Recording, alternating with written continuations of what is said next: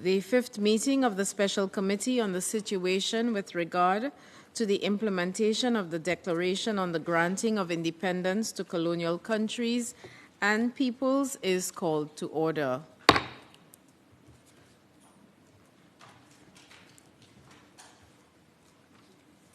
Before proceeding further, I wish to inform the committee that I have received further requests from the following delegations to participate in this session of the committee as observers: Belize, Benin, Botswana, Comoros, Gabon, Haiti, Mozambique, United Arab Emirates, Rwanda. With the consent of the committee and in accordance with its established practice, I also invite those delegations to take a place at the committee's table. I would like to remind those states who are not members of the committee who wish to speak that they have to first register to participate in this session via the e-delegate portal so that the committee can consent to their participation in line with established practice. Only the inscription on the list of speakers module on e-delegates does not suffice. If you have any questions, please do not hesitate to contact the Secretariat. Before proceeding to the item on our agenda for today, namely question of Western Sahara, I have received a request for the floor from the distinguished representative of Spain. Spain, you have the floor, please. Señora Presidenta, muchas gracias por cederme la palabra en la jornada de hoy. El motivo por el cual mi delegación se ve obligada a tomar la palabra es para clarificar que la intervención en español realizada ayer por el representante permanente embajador de España en este comité es la que prevalece sobre la interpretación realizada en inglés. Nos vemos obligados a realizar esta aclaración ante los numerosos contrasentidos, inconsistencias y errores en la interpretación al inglés de la intervención realizada ayer. Voy a citar únicamente 3 ejemplos.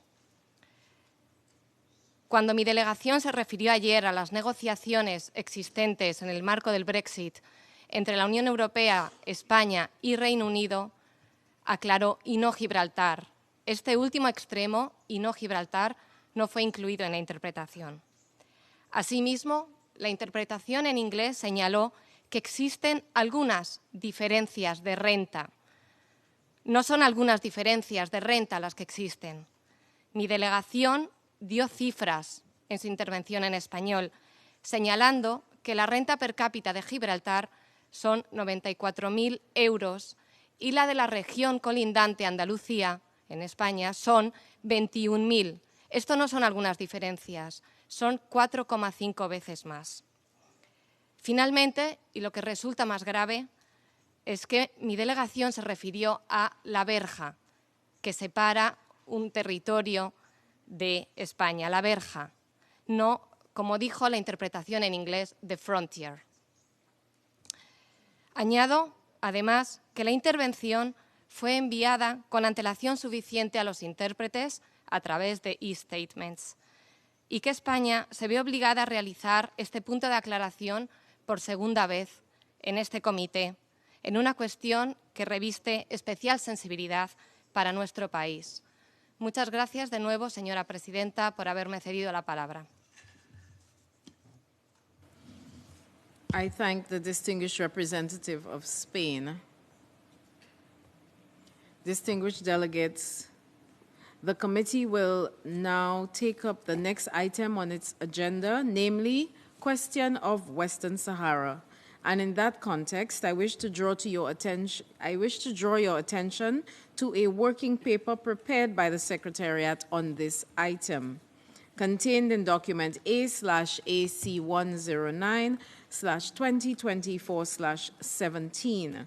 At this point, I would like to remind the committee that it had acceded to the request to speak under this agenda item as contained in Aid Memoir 10/24 at its third meeting yesterday.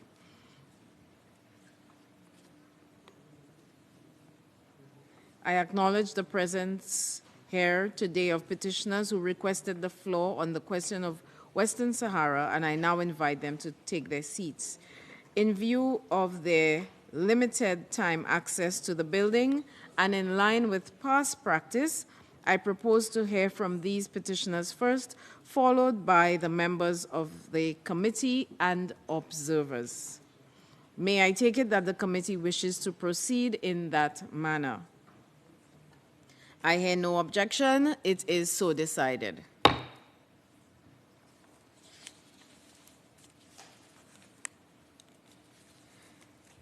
I remind the petitioners to kindly limit their statements to no more than 4 minutes, as announced yesterday.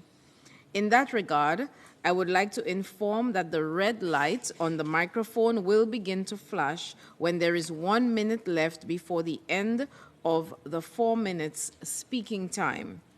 Once the end of the 4 minutes is reached, the sound on the microphone will be cut off and it will no longer be possible to be heard. The full statement may be submitted to estatements@un.org with a copy to the Decolonization Unit at decolonization@un.org. These email addresses for submission of full statements are also published in the UN Journal. At this point, I wish to stress the request to all petitioners to limit their statements strictly to the issues within the purview of the Special Committee's mandate and pertaining to the territory under consideration. I thank you for your cooperation in that regard. I now give the floor to Mr. Sidi Mohamed Omar of Fronte Polisario to address the committee. Sir, you have the floor, please.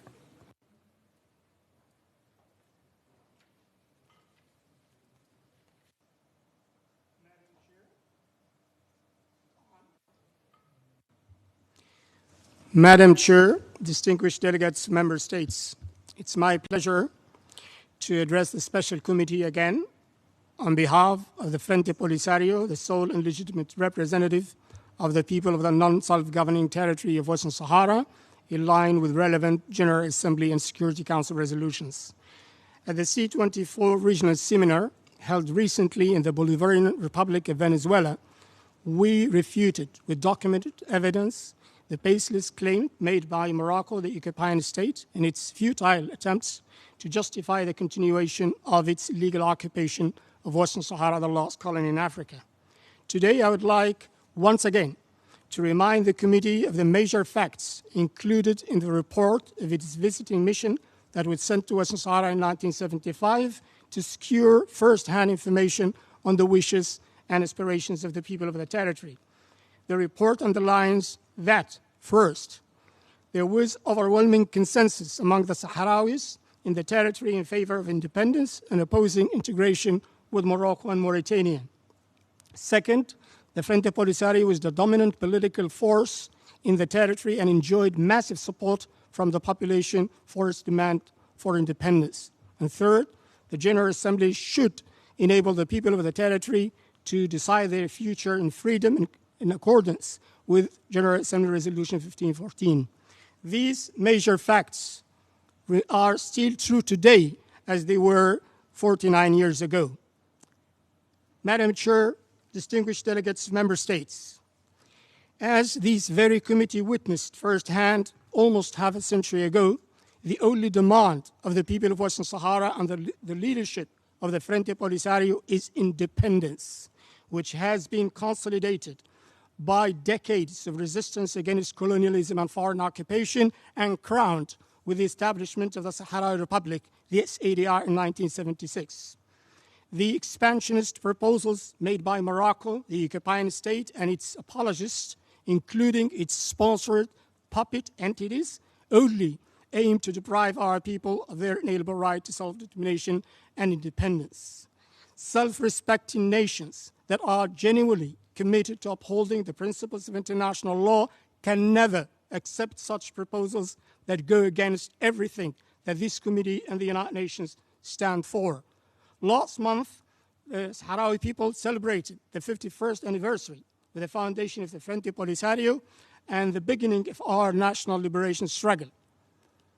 Today, the Sahrawi people who have done everything possible to achieve peace tell you loud and clear that they are very determined, more determined even than before, to intensify our struggle by all legitimate means to resist the Moroccan illegal occupation of our land and to defend our inalienable and non-negotiable rights to freedom and independence. I thank you for your attention. I thank Mr. Omar. I now give the floor to Ms. Galia Baher of the Conseil Régional de Dakhla Oued El Dahab to address the committee. Madam, you have the floor, please.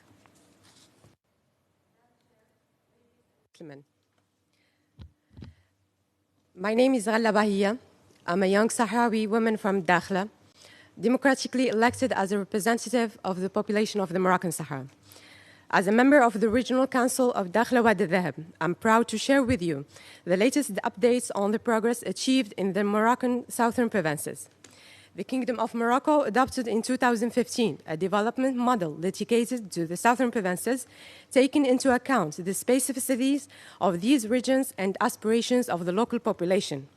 Within this framework, larger-scale structural projects with a budget of more than $10 billion were launched in critical sectors such as infrastructure, training, industry, agriculture, renewable energy, tourism, and social sectors. Today, the completion rate of these projects has reached more than 80%, boosting several socio-economic indicators, including the GDP. The growth rate in the Moroccan Sahara is indeed 50% higher than the national average, with 10.5% of Dakhla region. Ladies and gentlemen, thanks to this unprecedented economic and social development dynamic, the Moroccan Sahara strives to become a center of human communication, economic integration, and a focal point on the African continental and international scene. In his speech on the occasion of the 48th anniversary of the Green March, His Majesty the King Mohammed VI, may God assist him, highlighted an ambitious geopolitical vision for the country, focusing on the transformation of the Atlantic seaboard. In this context, the three royal initiatives, namely the Moroccan-Nigeria pipeline, the African Atlantic Initiative, and the initiative to promote access to the Atlantic for Sahel countries, are establishing the Moroccan Sahara as a platform of security, stability, and co-development in Africa. The numerous infrastructure projects launched in the Dakhla region are aimed at positioning the region as a strategic crossroads with a privileged access to the African continent. In addition to the Tiznit-Dakhla highway, link the cities Tiznit and Dakhla, His Majesty the King Mohammed VI launched the construction of the Dakhla Atlantic Port with an investment of around $1 billion. It is designed to boost the economic, social, and industrial development of the southern provinces, particularly the Dakhla Oued El Dahab region. Ladies and gentlemen, in the Moroccan Sahara, women play a permanent role in society. They enjoy a high rate of political participation, even more than other regions in Morocco. They participated in the management of local affairs through elected regional and local councils with the framework of the advanced regionalization adopted by the Kingdom of Morocco. For instance, 30% of the Council of Dakhla Oued El Dahab members are women.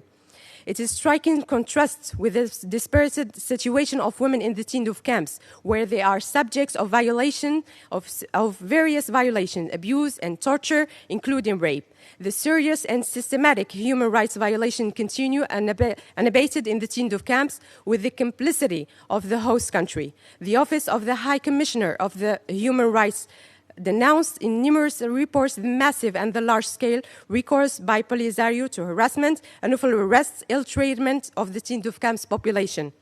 I equally denounce the precarious living condition in which our brothers and sisters live in Tindouf camps due to the embezzlement of humanitarian assistance by Polisario and the host country, as confirmed by the World Food Programme and by the EU anti-fraud.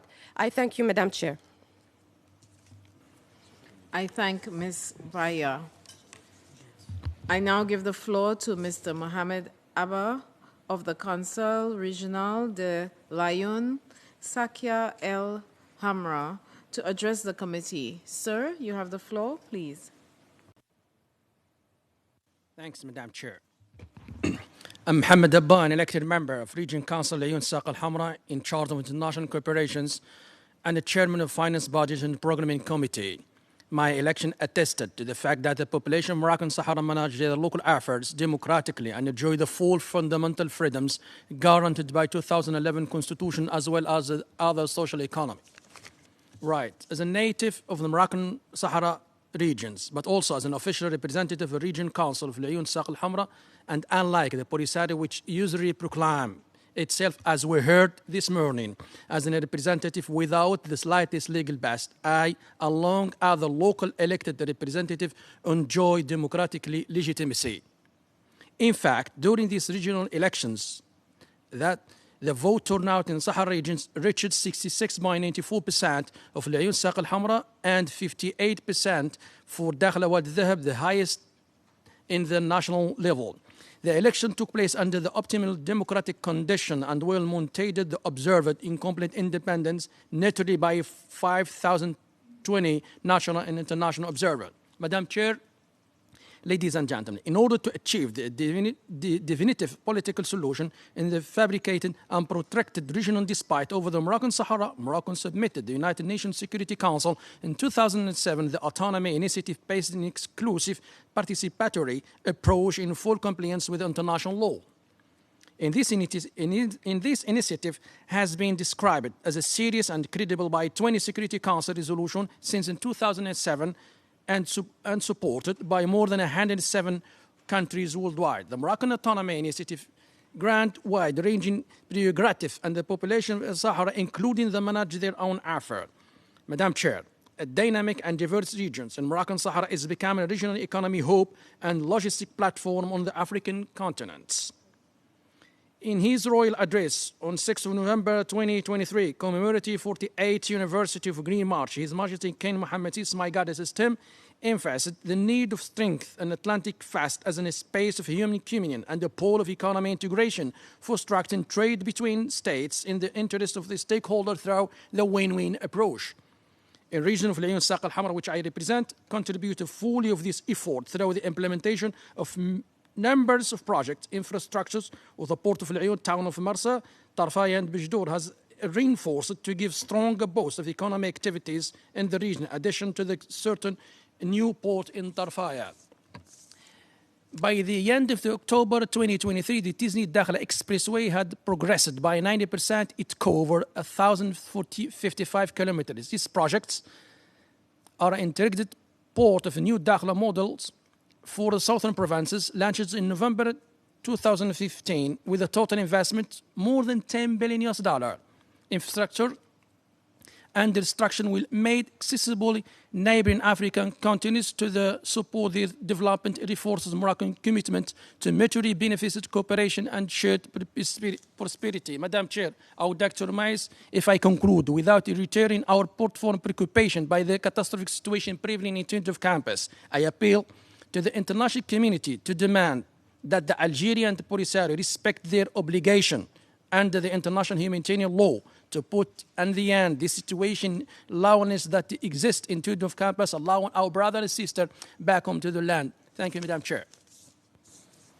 I thank Mr. Abba. I now give the floor to Mr. Zine El Abedin El Wali. Sir, you have the floor, please. شكرا سيدة الرئيسة. السيدات والسادة أعضاء اللجنة المقرون. في الواقع إن إشكالية تجنيد الأطفال ما هي إلا فرع من الإشكالية الرئيسية المتعلقة بالانتهاكات المتكررة والمنهجة لحقوق الإنسان في مخيمات تندوف داخل التراب الجزائري على يد قيادة انفصالي البوليساريو، والجزائر البلد الحاضن للانفصاليين. إن إقحام البوليساريو للأطفال في النزاعات المسلحة يعد انتهاكا صارخا للقانون الدولي ولمبادئ باريس، وهو الموضوع الذي يحظى باهتمام العديد من المنظمات غير الحكومية والمنابر الإعلامية التي تؤكد أن عملية تجديد الأطفال تهدف إلى مد جبهة البوليساريو بعناصر مقاتلة لجماعات إرهابية لا سيما في منطقة الساحل والصحراء.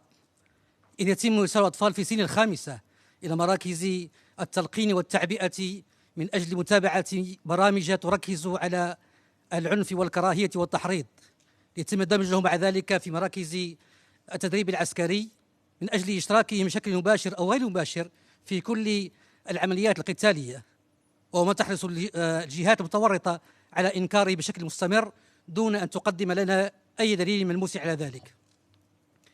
أيها السادة والسادة، لقد آن الأوان لتتحرك المنظمات غير الحكومية لاقتحام مخيمات تندوف والكشف عما يجري من انتهاكات حقوق الإنسان والزج بالطفولة في نزاعات لا يعرف الأطفال سببها. لقد آن الأوان لتحديد المسؤوليات الدولية تجاه هذه الأفعال الإجرامية المرتكبة في حق الطفولة المحتجزة بمخيماتها العار فوق التراب الجزائري. الجزائر هي طرف المسؤول. نعم أيها السادة والسادة، الجزائر طرف المسؤول، لأن هذه الانتهاكات تقع فوق ترابها الإقليمي ومن قبل جماعة انفصالية مسلحة تحضنها وتأويها الجزائر نفسها. إن منظومة القانون الدولي بمختلف المعاهدات والمواثيق والبروتوكولات الملحقة ذات الصلة بحقوق الأطفال تفرض على الدولة الجزائرية أن تتحلى بمزيد من الانضباط والواقعية لمنظومة الأمم المتحدة في هذا الصدد، وعدم اعتبار الموضوع مسألة هامشية، بل تصب في البناء الدولي لنظام الأمن الجماعي ككل، لأن السكوت عن تحويل مخيمات تندوف لفضاء لتفريخ المقاتلين الصغار وتجديد الأطفال وتدريبهم هو أمر جد مرعب. وبالمناسبة فالجزائر لا زال تعين عليها إحصاء وتسجيل وسكت مخيمات تندوف كما ورد في عدد من قرارات مجلس الأمن، لأن من شأن هذا الإحصاء أن يؤكد لنا أولا العدد الحقيقي لهؤلاء المحتجزين، وبالتالي لا يعد هناك مجال للتحايل واختلاس المساعدات الإنسانية.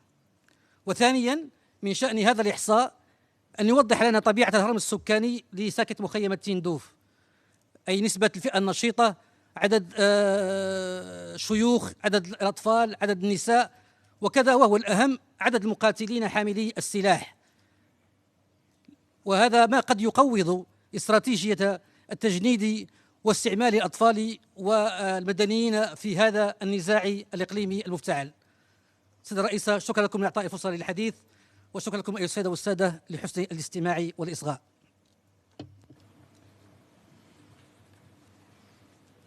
I thank the petitioner. I now recognize and give the floor to Ms. Khadija El Zoui.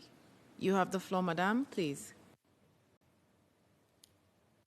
Madam Chair, ladies and gentlemen, the Tindouf camps have become a stark symbol of human suffering, where abuse, repression, extreme poverty, and malnutrition are the norm rather than the exception. Humanitarian aid for the camps is most often diverted to be sold on the market of neighboring countries rather than finding its way to those most in need.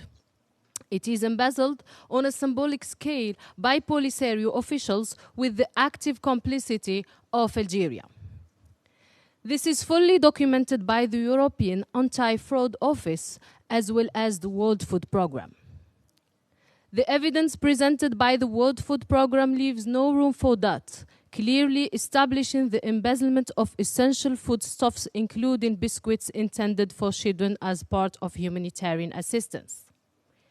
These foodstuffs are sold in the local market of Tindouf city outside of the camps and in neighboring countries. Moreover, the WFP has shed light on the obstruction of specialized UN agencies' access to the camps, highlighting the inherent bias in the distribution of humanitarian aid orchestrated by the Polisario. This shocking situation is due to Algeria's failure to allow the UNHCR to register the population held hostage in the Tindouf camps in accordance with its mandate and the UN Security Council resolutions. Madam Chair, the sequestrated population of the Tindouf camps continue to live in a zone of complete lawlessness, marked by multiple human rights violations as Algeria devolved its authority to the Polisario over the camps. The UN Human Rights Committee has expressed its grave concerns over this illegal devolution of authority on several occasions. These concerns have been echoed by the UNSG Secretary General as well. When the sequestrated population dares to raise their voices against the abuse perpetrated by Algeria and the Polisario, their legitimate claims are met with brutality and repression. It is the heartbreaking reality of three brave individuals from the camps, Moulay Bouzey Dabba, Fadel al-Mehdi Breika, and Mahmoud Zaidan, who have been the victims of arbitrary detention and torture perpetrated by Polisario without the opportunity of a fair trial. Furthermore, numerous international NGOs and media outlets have repeatedly brought attention to human rights violations. Instances of slavery cases have been particularly disturbing. In addition, women in the Tindouf camps are subject to various forms of violence at the hands of Algeria and the Polisario. This situation demands an immediate international response. I call upon the international community to act swiftly and decisively to end this humanitarian disaster. It must also hold to account Algeria over its refusal to respond to the urgent and strong calls of the Security Council resolutions to register the population held hostage in the Tindouf camps. The only solution to this dreadful situation lies in the safe, dignified return of the population held hostage in the Tindouf camps through the implementation of Moroccan Autonomy Plan. Thank you. I thank the petitioner. I now recognize and give the floor to Mr. Ahmed Mohamed Fall. Sir, you have the floor, please. أحمد محمد فال طالب عمر من داخل المحتلة عن منظمة كوديسا. ترسخت مكانة الجمهورية الصحراوية على المستوى القاري والدولي كحقيقة لا رجعة فيها ولا يمكن إنكارها.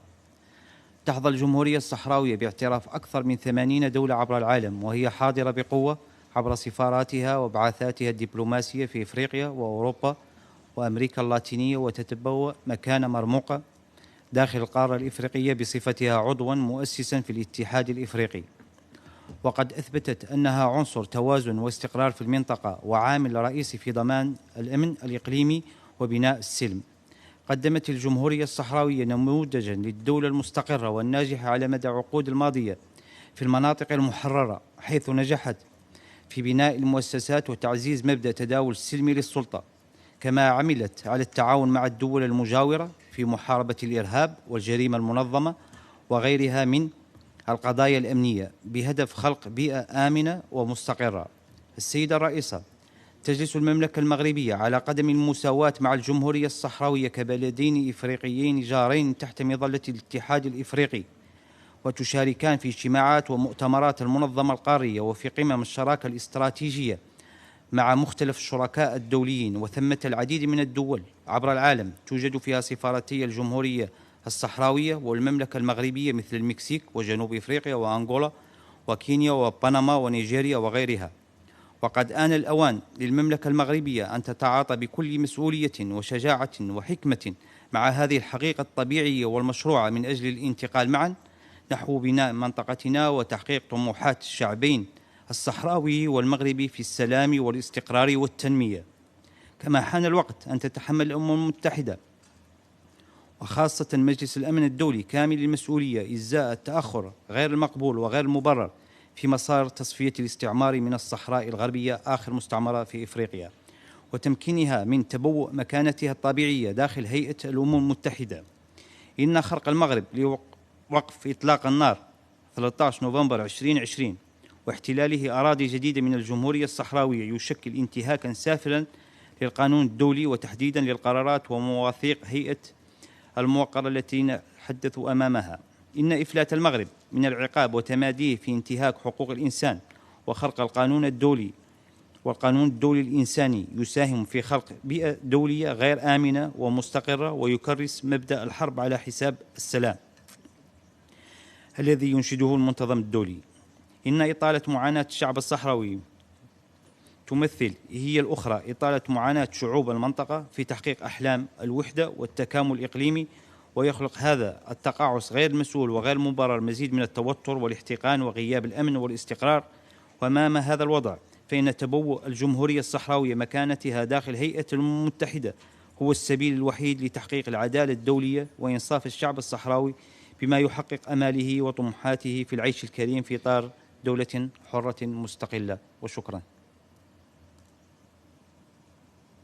I thank the petitioner. I now recognize and give the floor to Mr. Chris Sassy. Sir, you have the floor, please. Good morning.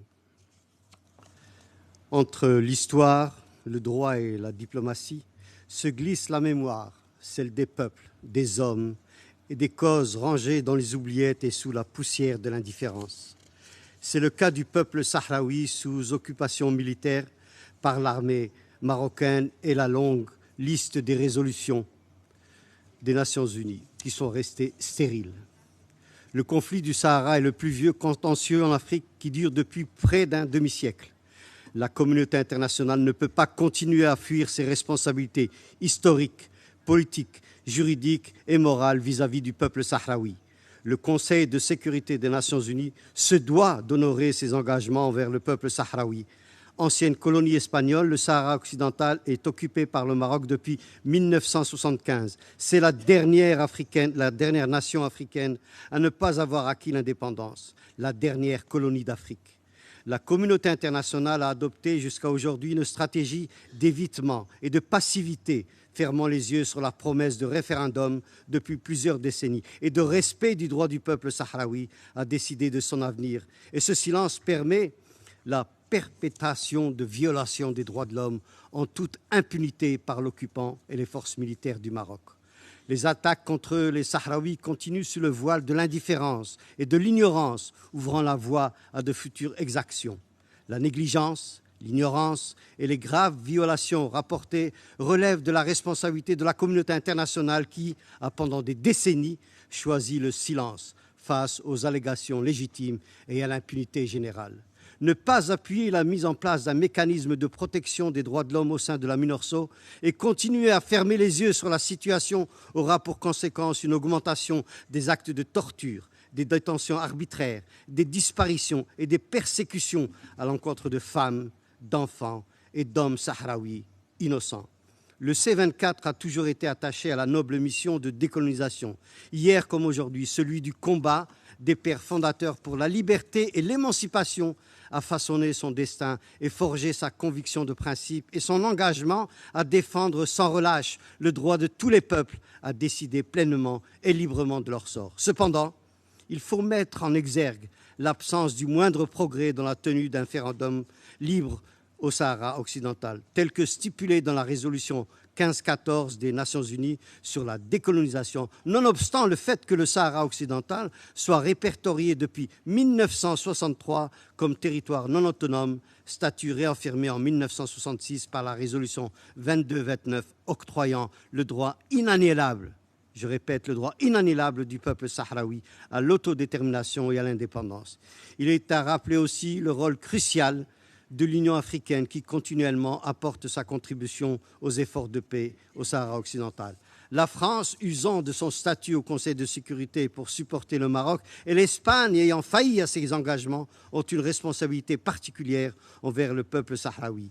Il est temps de faire respecter les droits fondamentaux du peuple sahraoui à travers la création d'un mécanisme permettant de protection des droits humains et par là même mettre fin à cette occupation illégitime du Maroc et libérer les territoires sahraouis, ce faisant mettre fin à la souffrance de son peuple et l'incluant dans le concert des nations libres et indépendantes. Je vous remercie. I thank the petitioner. I now recognize and give the floor to Ms. Fumiko Hakoyama. Madam, you have the floor, please.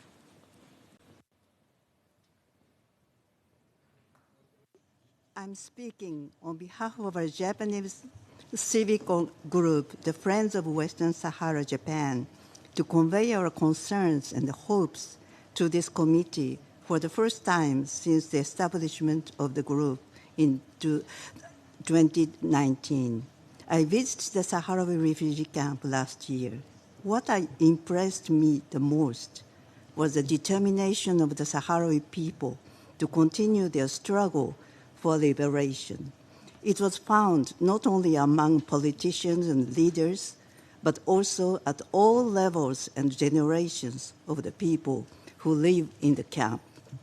I know from my experiences of working in the education sector as a UN staff and at a Japanese university as a professor, that for the youth and the children, the denial of who they are and as well as their futures is an unbearable pain. The Moroccan occupation is marginalizing the Sahrawis and banning even peaceful expressions of their identity. This is colonialism. As history shows, every colonialism creates rebellious youth, and such rebellious youth never goes away until they achieve a final victory. Chairpersons and distinguished members of the committee, as citizens of Japan, we are aware that Japan is not unrelated to Western Sahara. There are Japanese companies importing phosphorate rock from Western Sahara. We also know that octopus sold as Moroccan octopus in a supermarket in Japan come from Western Sahara. Some Japanese tuna longliners are fishing in the Western Sahara waters by paying a license fee to the Moroccan government. There is a Japanese company that participates in a renewable energy project in Western Sahara.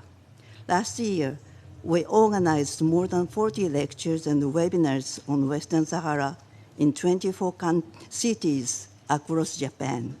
A young Sahrawi woman said to us, "Why the Sahrawi refugees in the camps cannot enjoy the natural wealth of our homeland? Octopus and fish caught in Western Sahara are sold as Moroccan products in Japan and other countries. It is that injustice that the Friends of Western Sahara Japan is determined to do our best to wipe off." Finally, I would like to close my petition by stressing the responsibility of the United Nations in the question of decolonization of Western Sahara in the refugee camps. I'm impressed by the incredible patient attitude of the Sahrawi people in waiting for a promised opportunity to exercise their right of self-determination. It would be a shame if the international community is unable to meet their legitimate demand. I therefore urge you, distinguished members of the committee, to once again recall the noble principles of decolonization to bring solution to the question of Western Sahara without further delay. I thank the petitioner. I now recognize and give the floor to Mr. Christopher Hilali. Sir, you have the floor, please.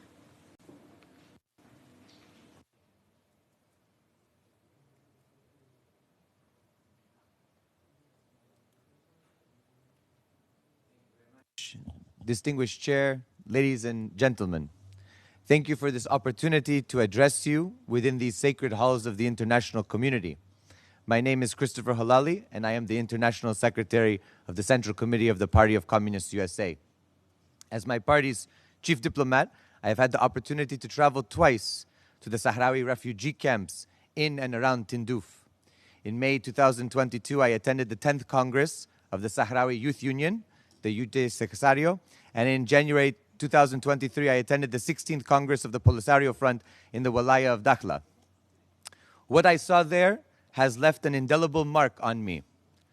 The struggles and hardships of the Sahrawi people after nearly half a century of war, military occupation, colonization, ethnic cleansing, torture, the plundering of their natural resources, and other violations of international law are a stain on the consciousness of the international community and the so-called rules-based order. Western Sahara remains Africa's last colony. It has not been allowed the opportunity to exercise its inalienable right to self-determination and national liberation. The Party of Communists USA remains steadfast and unwavering in its commitment to the struggle of the Sahrawi people. We reaffirm our commitment to decolonization, self-determination, and national liberation. Today, Western Sahara has been divided with a nearly 2,700 kilometer-long wall, also known as the Wall of Shame, that divides Western Sahara and is the site of millions of landmines which continue to kill innocent civilians. The resumption of the armed struggle against the occupying state of Morocco is rooted in the failure of diplomacy and the inability of the United Nations and MINURSO to carry out the long-promised referendum. Adding insult to injury, the United States under former President Donald Trump recognized Morocco's so-called sovereignty over Western Sahara in clear violation of international law. At a time of tremendous violence, instability, and uncertainty, it is critical for the United Nations to ensure a just and lasting peace in Western Sahara, guided by General Assembly Resolutions 1514 and 2625. International law is clear on the question of Western Sahara. The International Court of Justice, as well as various courts within the European Union, have weighed in on various issues from the status of Western Sahara to European fishing rights off the coast of Western Sahara. The ICJ's 1975 advisory opinion on Western Sahara concluded that there were no legal ties with Morocco nor Mauritania, such that it would impact the implementation of General Assembly Resolution 1514 vis-à-vis Western Sahara. Given the ongoing genocide in Gaza, I would be remiss if I did not draw parallels between what is happening in Western Sahara and what is happening in Palestine. In both cases, the two occupying powers of Israel and the Kingdom of Morocco are not only similar case studies in theory, but in practice. These two occupying states continue to deepen their bilateral diplomatic, political, economic, and military ties with one another. Both Morocco and Israel continue to advance settler colonialist policies meant to displace the indigenous populations they occupy, while simultaneously plundering the natural resources of their respective occupied territories. The Sahrawi and Palestinian people are thus united in their shared oppression and also in their shared desire for self-determination, national liberation, and independence. We recognize the nature of the struggle of the Sahrawi people as part of the larger historical struggle for decolonization, self-determination, and national liberation. The freedom of Africa is incomplete without the freedom of Western Sahara, the last colony on the continent. Thank you very much. I thank the petitioner, and I kindly request that statements be limited to the issues pertaining to the territory under consideration. I now recognize and give the floor to Mr. Taleb Ali Salem. You have the floor, sir, please. Señora Presidenta, este es el tercer año que vengo a las Naciones Unidas para dar una palabra ante este comité. Una palabra que se convierte en papel, un papel que se convierte en archivo, un archivo que se convierte en nada. Por eso, esta vez he querido traerles algo material y tangible desde los territorios ocupados del Sáhara Occidental para que la palabra no se convierta en archivo, para que el archivo no se convierta en nada y deseando y buscando quizás despertar alguna conciencia. Este es un trozo de melf, un trozo de la ropa que llevaba la activista saharaui Sultana Haye el día que fue forzada y torturada por parte de las fuerzas de ocupación marroquíes. Esta es su sangre, que representa la sangre de todo el pueblo saharaui y de todos los pueblos oprimidos. Esta es la sangre que representa vuestra vergüenza. Esta es la sangre que representa vuestra inacción y vuestra ineficacia. Esta es la sangre que representa nuestro sufrimiento como pueblo saharaui, pero también esta es la sangre que dignifica nuestra lucha y que refuerza nuestra voluntad. Señores, en el Sáhara Occidental seguimos sufriendo, seguimos sangrando, seguimos padeciendo la traición de los distintos gobiernos españoles, seguimos padeciendo una brutal ocupación colonial marroquí. Nuestro territorio sigue estando ocupado, nuestros recursos naturales siguen siendo saqueados, nuestro pueblo sigue estando refugiado, nuestros activistas siguen estando encarcelados y, en cambio, por vuestra parte, solo recibimos palabras vacías y resoluciones en papel. Lamentablemente, esta Organización de las Naciones Unidas, más que una herramienta que garantiza el derecho de los pueblos a ser libres y soberanos, se ha convertido en un instrumento en manos del poder imperialista. Por eso he querido estar hoy en la sede de las Naciones Unidas ante este comité, para recordarles una vez más que esto, más que las Naciones Unidas, parece el imperialismo unido, más que las Naciones Unidas parece la colonización unida, más que las Naciones Unidas parece el poder económico unido. He querido venir para decirles que Palestina sigue sangrando, que la República Saharaui sigue sufriendo una brutal ocupación, que la República Democrática del Congo sigue ardiendo. He venido para decirles que Libia ha sido destruida y que África sigue estando intervenida, y todo esto ante vuestras miradas y ante vuestra indiferencia. Pero también he querido venir hoy aquí para decirles que hay esperanza. Hay esperanza porque el mundo está cambiando y la revolución de las conciencias es universal, es imparable. Hay esperanza porque aquellos que hoy destruyen serán destruidos y aquellos que hoy resisten serán consagrados con la mejor de las victorias. Señores, hay esperanza porque la fórmula imperialista ha fracasado, porque los pueblos han despertado, porque la lucha es un derecho, porque la resistencia es un deber. Hay esperanza porque el Sáhara Occidental, tarde o temprano, será libre y será descolonizado. Quiero decirles también que la sangre de nuestros pueblos, la sangre de nuestros hermanos y hermanas, no irá en vano. Quiero decirles que tarde o temprano habrá justicia, habrá libertad y habrá paz, porque puede que aquí esté el poder y esté la decisión, pero ahí fuera están los pueblos, ahí fuera está la revolución, ahí fuera está la resistencia, y la historia nos ha enseñado que siempre que un pueblo resiste por una causa justa, tarde o temprano vencerá. Por el fin de la colonización en el Sáhara Occidental y por la libertad de los pueblos, muchas gracias.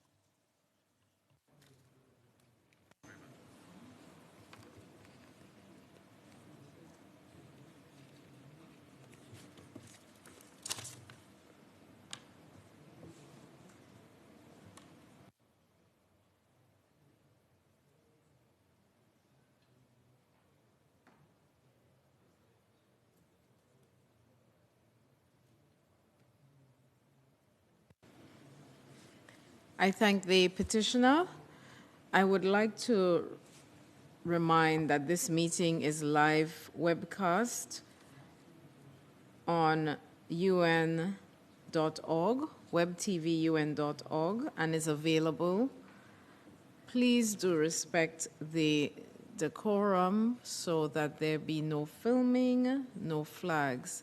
Thank you for your kind cooperation.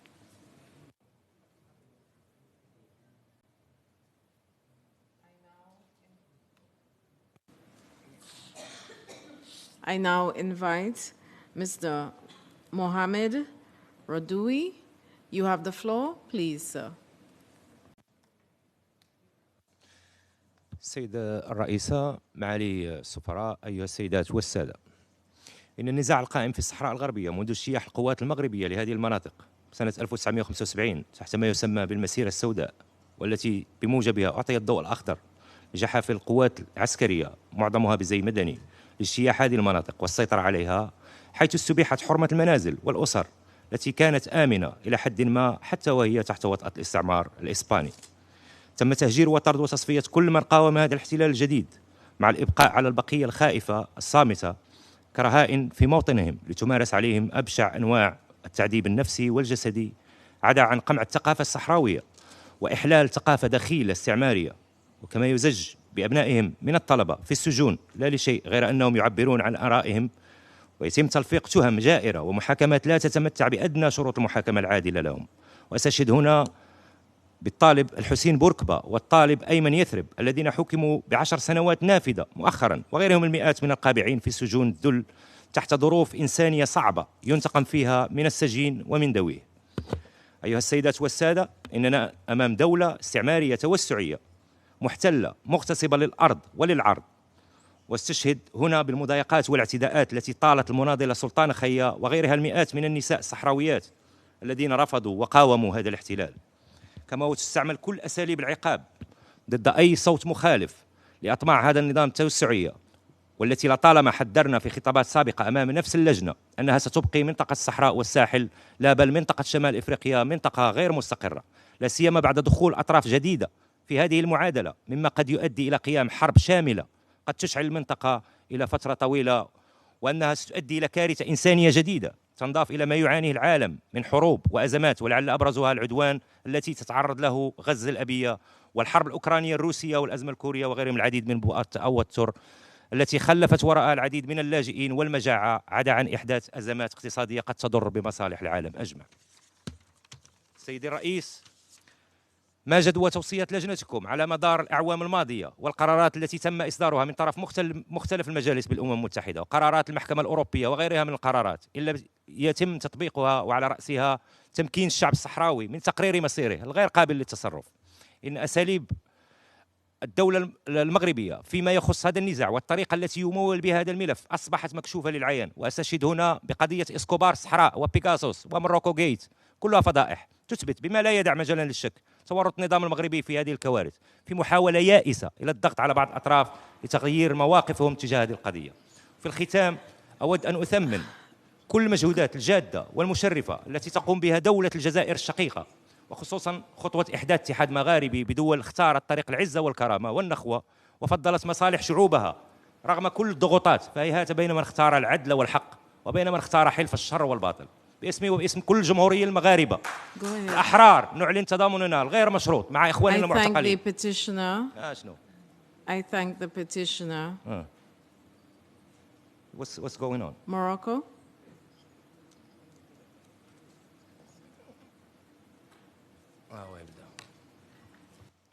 Je vous remercie, Madame la Présidente. Lorsque vous avez commencé la réunion, et juste il y a quelques secondes, vous avez dit que les pétitionnaires doivent se limiter aux questions inscrites sur l'agenda de cette réunion. La question qui est discutée maintenant, c'est la question du Sahara marocain.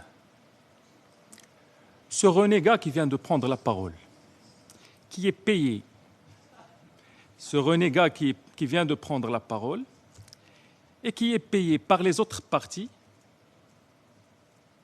c'est des parties de la discussion pour s'attaquer à un État membre des Nations Unies. Ce renégat, que je la cite, n'a pas sa place ici. Vous avez vu que tous ceux qui ont parlé, notre délégation n'a pas pris la parole. Ils ont dit des choses avec lesquelles fausses, des tromperies, mais ils ont continué à parler. Mais lorsque un renégat s'attaque à un État membre, on ne doit pas lui permettre de parler. Surtout un renégat qui est payé pour venir, parce qu'on ne trouve plus des gens pour soutenir ces thèses fallacieuses sur le Sahara marocain, alors on ramène des renégats. Des renégats. Je le dis, c'est avec mon doigt que je le cite. Madame la Présidente, c'est un comité qui doit être respecté. C'est un comité pour lequel on doit suivre les règles de procédure. Ce renégat, il a déjà été jeté de la 4e commission. Thank you. Si vous permettez, Madame la Présidente. Ce renégat et 2 autres ont déjà été jetés de la 4e commission, expulsés de la 4e commission, qui est l'organe mère du C24. Nous ne permettrons jamais à ce que quelqu'un puisse instrumentaliser la discussion pour s'attaquer à mon pays. Donc je vous prie, Madame la Présidente, de tenir ça en considération et d'arrêter tout un chacun qui osera s'attaquer à un État membre. Je vous remercie. I thank the representative of Morocco. Your intervention is noted. I kindly remind and request that statements be limited to the issues pertaining to the territory under consideration. I thank you for your continued cooperation and remind all speakers for the need for decorum when making statements. I thank you for your cooperation. I now recognize and give the floor to Mr. Mohammed Ali Ak-Urku. You have the floor, sir, please.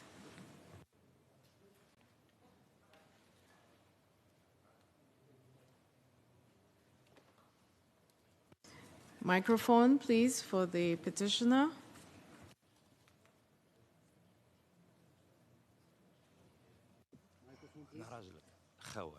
I don't have the microphone and my starts are clocking. No. Okay. Can we have the time? Thank you for giving me the opportunity to address this committee. My name is Mohammed Ali Arkuku, representing the Sahrawi Association in the United States of America. Madam Chair, let me just say it this way. We are fed up with the lack of actions, the hypocrisy, and the double standards that are being shown by members of this United Nations when it comes to the aggression committed by occupying states or in the time of war.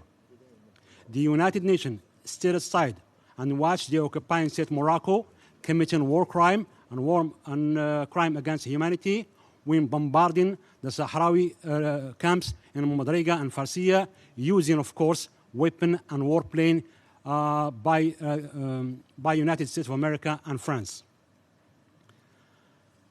Today, we are witnessing the same lack of decisive action to stop the genocide taking place in Gaza by Israel against the Palestinians, and of course, using warplane and weapon made in the United States and France.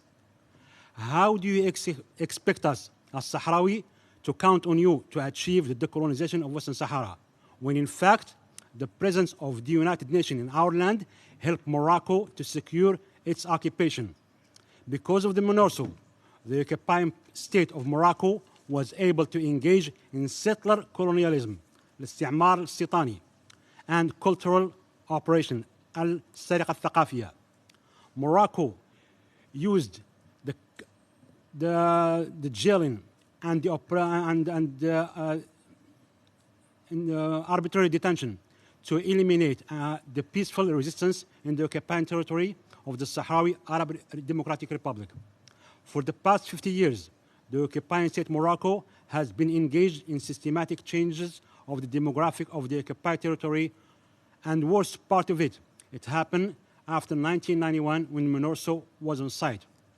Did ever the MONUSCO report on thousands of Moroccan settlers brought to the occupied territory? Did MONUSCO ever report on the systematic human rights violation?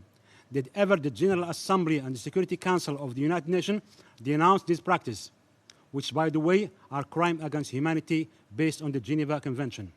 Again, under the watch of MONUSCO, the occupying state Morocco annexed more territory of Western Sahara and breached the ceasefire, which agreed on 1991. Why we still even call it mission of the United Nations to organize a referendum in Western Sahara, when the occupying state Morocco loudly and repetitively declared they will not accept the referendum as a way to achieve the decolonization of Western Sahara? And to the US, as a pen holder, your credibility and partiality are at record low. From one hand, you are advocating for quote-unquote political solution mutually accepted by both parties, and on the other hand, you and your proxy are recognizing the sovereignty of Morocco over Western Sahara. Same as you do with the Palestinians.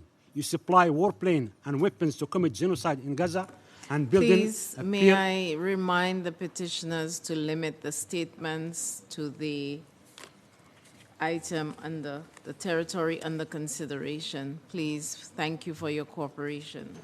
Madam Chair, we give a parallel example. We give example to intensify our, if you don't like it, I don't know what else can we say. So And my last word here in the United States of America, instead of going around promoting democracy, look within, because half of our population does not.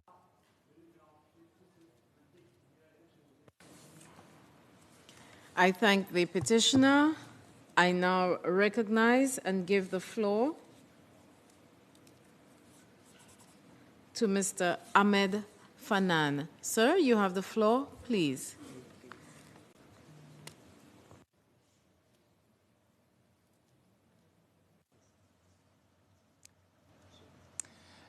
أحمد فنان، مواطن مغربي.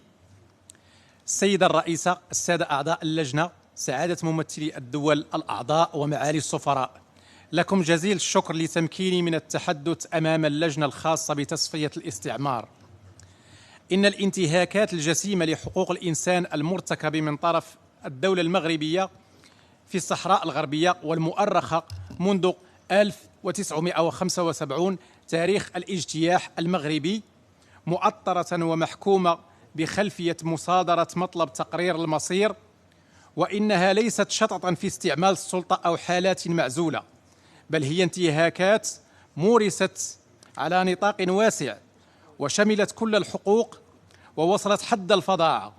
لقد تم دفن الصحراويين في مقابر جماعية، وتم رميهم أحياء من الطائرات في عرض المحيط الأطلسي، وتم قصفهم بالنابالم والفوسفور الأبيض، وكل هذا مسجل وتقر به اللجان التي زارت الصحراء الغربية كلجنة تقصي الحقائق عن البرلمان الأوروبي، والمفوضية السامية لحقوق الإنسان عن الأمم المتحدة، ومنظمة العفو الدولية أمنيستي وهيومن رايتس ووتش وفرونت لاين، والجمعية المغربية لحقوق الإنسان، ومركز روبرت كينيدي للعدالة، بل أكثر من ذلك حتى خلي هنا ولد الرشيد، وهو مسؤول مغربي حكومي سابق وشخصية عمومية مغربية، أقر أمام هيئة الإنصاف والمصالحة في شهادة وهي موثقة أن الصحراويون تم رميهم أحياء من الطائرات ودفنوا في مقابر جماعية. السيدة الرئيسة، إن اتهام المناضلين الصحراويين بالعمالة من قبل السلطات المغربية ووسائل إعلامها هو ليس جديدا، فهذا الوصف لطالما استعمله المغرب ضد المعارضين أو أي أحد له موقف مخالف من قضية الصحراء الغربية. فالمعارضة المغربية بشقيها الإصلاحي والجذري لطالما وصفت بالخيانة، ووصفت كذلك بالعمالة للجزائر والبوليساريو. سيدتي الرئيسة، إن الاختطاف والإخفاء القسري للمناضلين الصحراويين والمعارضين السياسيين المغاربة على السواء لجريمة في حق الإنسانية. وأما بخصوص المحاكمات السورية وتلفيق التهم فالأمر فظيع، حيث أصدرت هيئة المحكمة الاستئنافية بملحقة محكمة سلا في حدود الساعة 4:50 صباحا بتاريخ 18 من يوليو 2017، وذلك بعد 31 جلسة من محاكمة معتقلي قضية إكديم إزيك، أحكاما قاسية جدا تلخصت فيما يلي: السجن المؤبد في حق المناضلين الصحراويين أحمد السباعي، عبد الله الخفاوني، محمد البشير بوتنكيزة، سيدي عبد الله أبهاه، إبراهيم الإسماعيلي، محمد باني، سيدي أحمد المجيد، وسيدي عبد الجليل العروسي. كما وزعت المحكمة 290 سنة على المناضلين الصحراويين، حيث تم الحكم ب30 سنة سجنا نافذة على كل من النعمة الأصفاري، الشيخ بنكة، ومحمد بوريال. كما حكم ب25 سنة سجنا نافذة على كل من الحسين الزاوي، محمد مبارك الفقير، محمد خونا بابيت، حسن الداه، ومحمد لمين هدي. ولضيق الوقت لا يمكنني أن أستعرض باقي الأحكام الجائرة في حق مناضلين صحراويين شجعان وأبرياء من جميع التهم المنسوبة إليهم، حيث يتم إرغامهم على التوقيع على اعترافات تحت التعذيب النفسي والجسدي والتهديد. كما أن السلطات المغربية تختطف وتعذب وتعتقل أي مغربي أو صحراوي يحتج على نهب الثروات من ذهب وفوسفات ورمال وأسماك، وعدم تقسيم الثروة بشكل.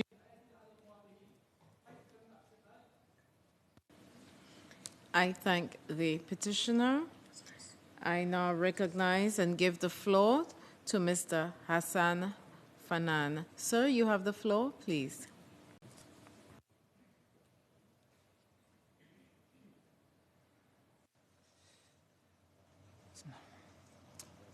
حسن فنان مواطن مغربي. السيدة الرئيسة، السادة أعضاء اللجنة، سعادة ممثلي الدول الأعضاء ومعالي السفراء، لكم جزيل الشكر لتمكيني من التحدث أمام اللجنة الخاصة بتصفية الاستعمار. لقد دشنت السلطات المغربية حملة اعتقالات في حق الطلبة الصحراويين بسبب آرائهم السياسية ونشاطاتهم التوعوية بأضرار الاحتلال لأرضهم ونهب خيراتها. وفي هذا الإطار قامت السلطات المغربية باختطاف الطالب الصحراوي الحسين بورقبة بمدينة أكادير يوم 12 مارس 2024.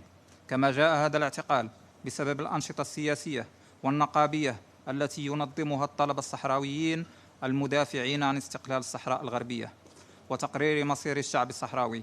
وفي ارتباط بنفس هذه الجريمة ضد الإنسانية، كانت السلطات المغربية قد أقدمت على اعتقال الطلبة الصحراويين أيمن اليتربي وبدر حناني.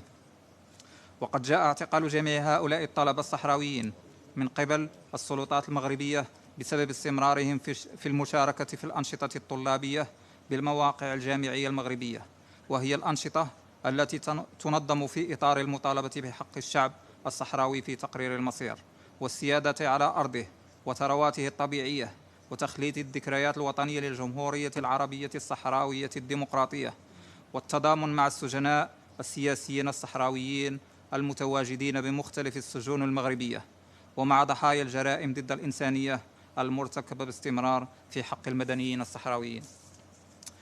سيدة الرئيسة، لقد كشفت بيانات جديدة صادرة عن مكتب الإحصاء الأوروبي أن المغرب توصل بنحو 1,000,000 طن من النفايات الأوروبية سنة 2022، وقد تم دفنها والتخلص منها في الصحراء الغربية، وما يمثل هذا من خطر جسيم على حياة الصحراويين التي تتمثل في أمراض كثيرة كالسرطان والتسمم الإشعاعي وأخطار بيئية كالاحتباس الحراري الذي يهدد سكان الكرة الأرضية قاطبة. كما أن المغرب استقبل من قبل 3 سفن محملة بنفايات نووية من دولة إيطاليا وتم دفنها بمدينة الداخلة، مما يقوي خطر التلوث بالإشعاع النووي بشكل كبير. لقد صارت الصحراء الغربية مدفنا للنفايات سامة من أوروبا، حيث المغرب يبرم صفقات لإحضار النفايات بداعي حرقها واستعمالها كوقود للمصانع، وبعد ذلك يتم التخلص من هذه المواد السامة والمسرطنة والمسببة للتلوث البيئي داخل الصحراء الغربية. سيدتي الرئيسة، إن استمرار الطرح المغربي بالحكم الذاتي للصحراء الغربية هو شرعنة للاحتلال من جهة واستمرار لاستعباد الشعب الصحراوي الذي يرفض العبودية من جهة أخرى. كما أرفضها كذلك أنا وباقي المعارضين المغاربة الذين يطالبون بتغيير النظام في المغرب من ملكية ديكتاتورية إلى جمهورية ديمقراطية. شكرا. Morocco. Je vous remercie encore une fois, Madame la Présidente. The distinguished representative of Morocco, I see you. I see Yes. you. Can I speak? Yes, you can. I see Thank you.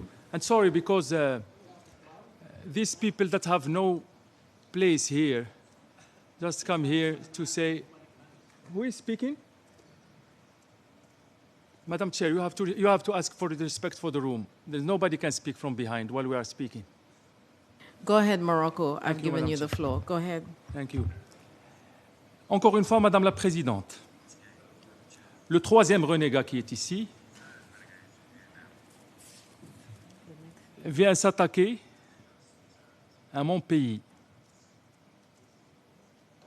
Mon pays n'est pas honoré de l'avoir comme citoyen. Ces 3-là. Ils disent qu'ils sont marocains, mais le Maroc n'est pas honoré de les avoir. Les citoyens marocains qui respectent, qui aiment leur monarchie, leur roi, leurs institutions, l'intégrité territoriale de leur pays, de Tanger jusqu'à Gouéra. C'est ça les Marocains. Ces 3-là, le Maroc n'est pas honoré qu'ils puissent dire qu'ils sont Marocains. Et ils n'ont rien à faire ici. Les 3 que je regarde, il est en train de parler, Madame la Présidente. Il faut que le secrétariat fasse respecter le décorum dans cette salle. S'il vous plaît, avant que je puisse continuer.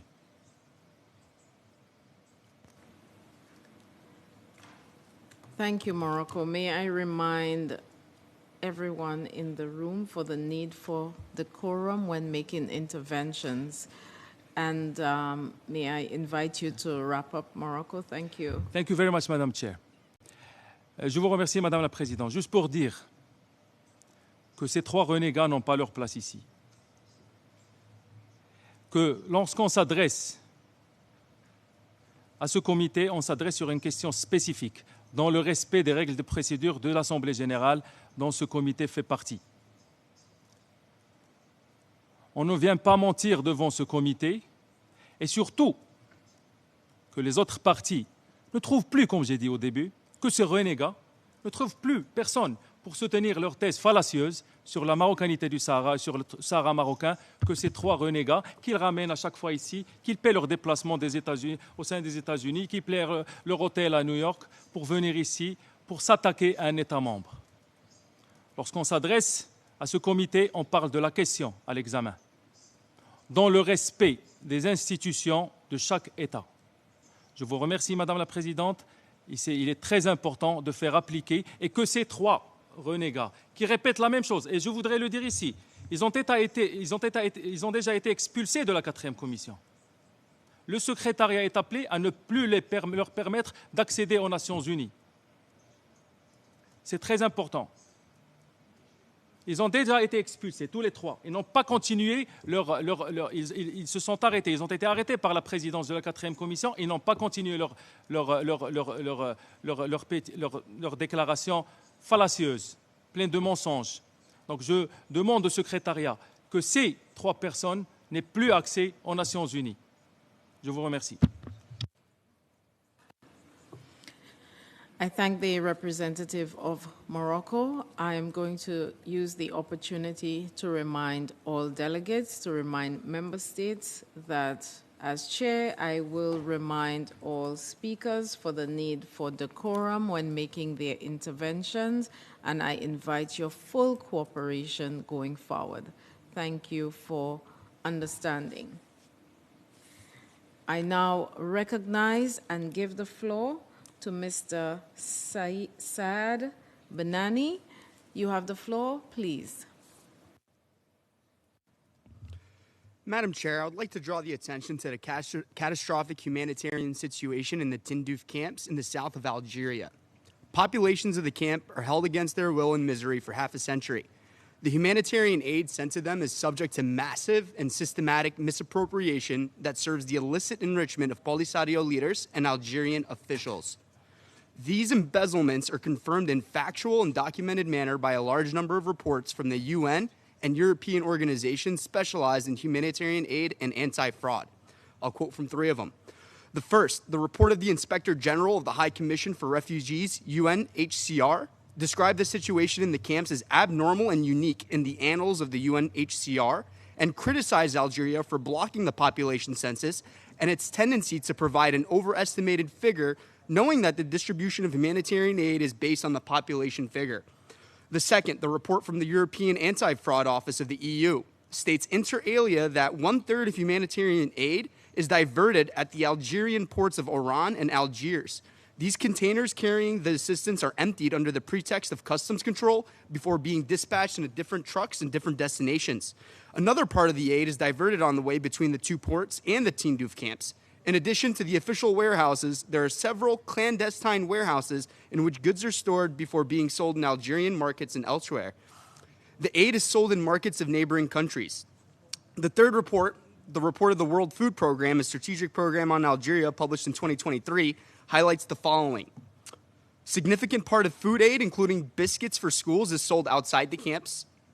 Humanitarian assistance has known major misappropriation over the years, with goods substituted with ones of less quality, stolen or sold, causing a major shortage in essential food items, including necessary items for babies and newborns.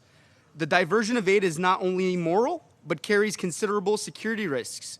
The camps are in direct contact with areas infested by terrorism, cross-border crime networks, and armed military groups with diverse agendas and allegiances. Polisario itself has links to terrorist groups in the Sahel. These camps are today subject to major concerns related, firstly, to the financing of terrorism through cash emanating from the sale of aid products with no traceability and no financial control. Secondly, the recruitment of children and young people into terrorist groups spreading into the Sahelo-Saharan region. Madam Chair, we cannot mention the misappropriation of human aid without underlining the proven responsibility of Algeria as a host state. How is it that the population of so-called refugees can exist in a small territory for half a century without being subject until now to any UN census? Why does Algeria persist in refusing the census of this population in violation of Security Council resolutions and requests from the Secretary General and the UNHCR?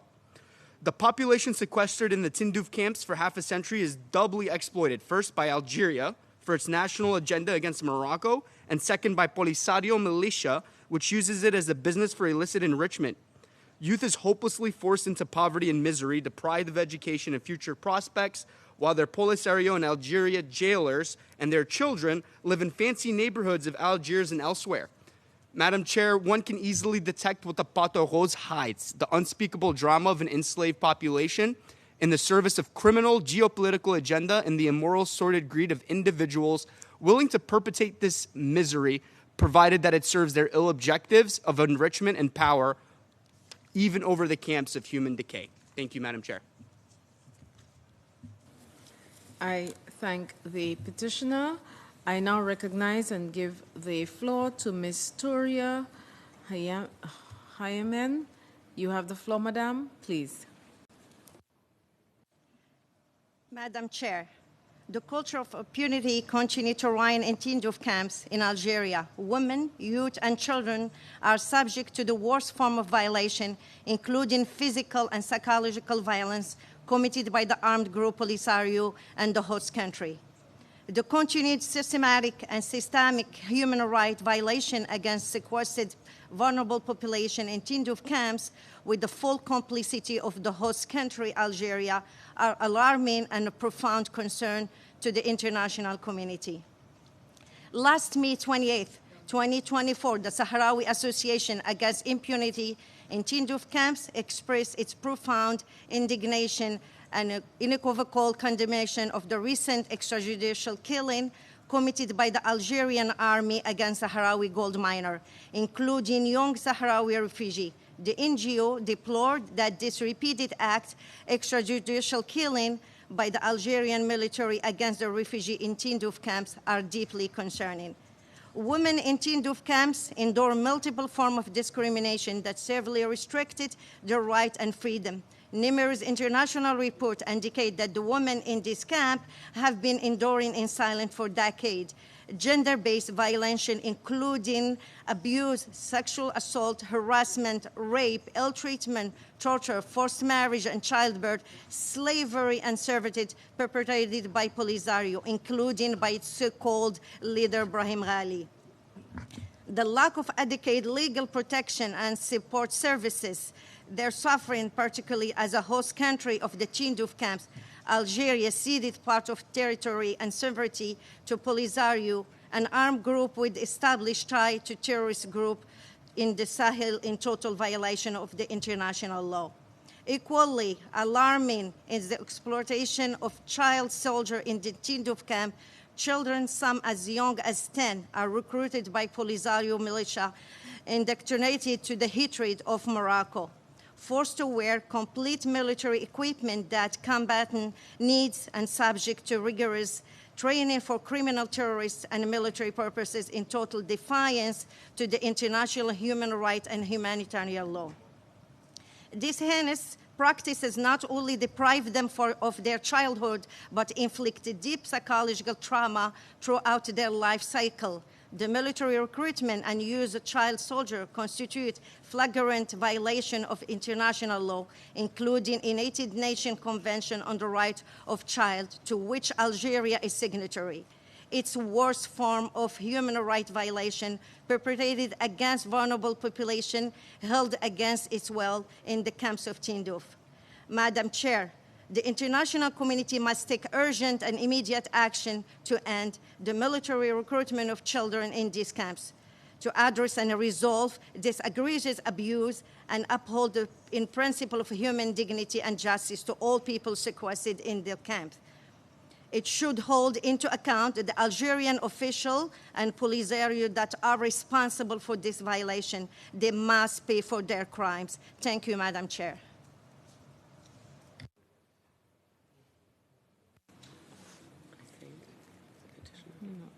I thank the petitioner. I now recognize and give the floor to Mr. El Mustafa Tate. You have the floor, sir, please. Chair, distinguished delegates, participants and petitioners. Again, today, I still stand before you with a heavy heart. No positive changes have been made since the last gathering on the issue. It makes me wonder, until when? How many of these gatherings are required to free the people of the world or to free the people of Western Sahara? I apologize to say this, but it seems like we live in a time where human rights are heavily politicized. I would like to emphasize the dire human rights situation in Western Sahara, characterized by the closure of the region to international observers, expulsion of foreign delegations and press, around 300 in recent years, restrictions on freedoms, denial of the right to protest and establish associations, and brutal suppression of anyone advocating for the application of international humanitarian law in Western Sahara.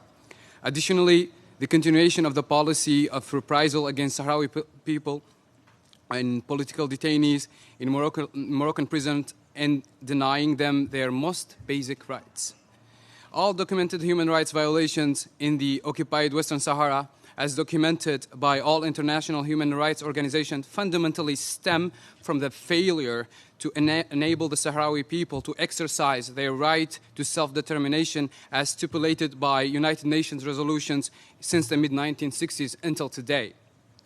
It is very concerning to witness the failure of the UN Security Council to fulfill its responsibilities in this regard by enabling the UN mission to recognize a self-determination referendum in Western Sahara, to have a human rights monitoring mandate, and to periodically report to the Council, as in the case with all UN missions worldwide. But again, human rights seems to be politicized.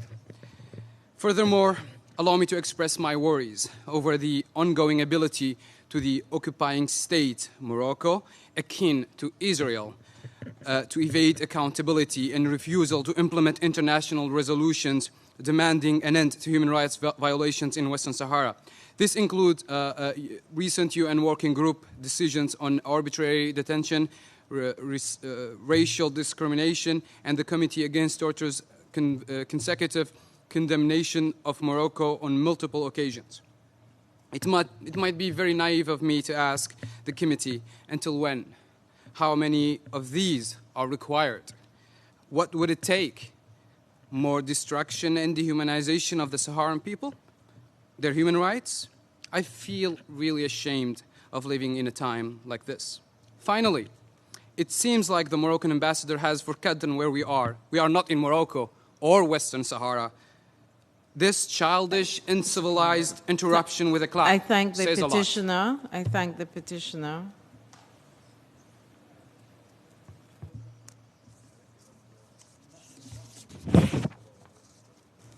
You do have 1 minute, but I do request that you keep in line with what was requested earlier. You may use your 1 minute. Oh, I thought, but yeah, I was disappointed by the third interruption. That seems like a habit, but thank you again, and thank you for giving me the chance to speak. I thank the petitioner. I now recognize and give the floor to Mr. Muhindi Suve. You have the floor, please.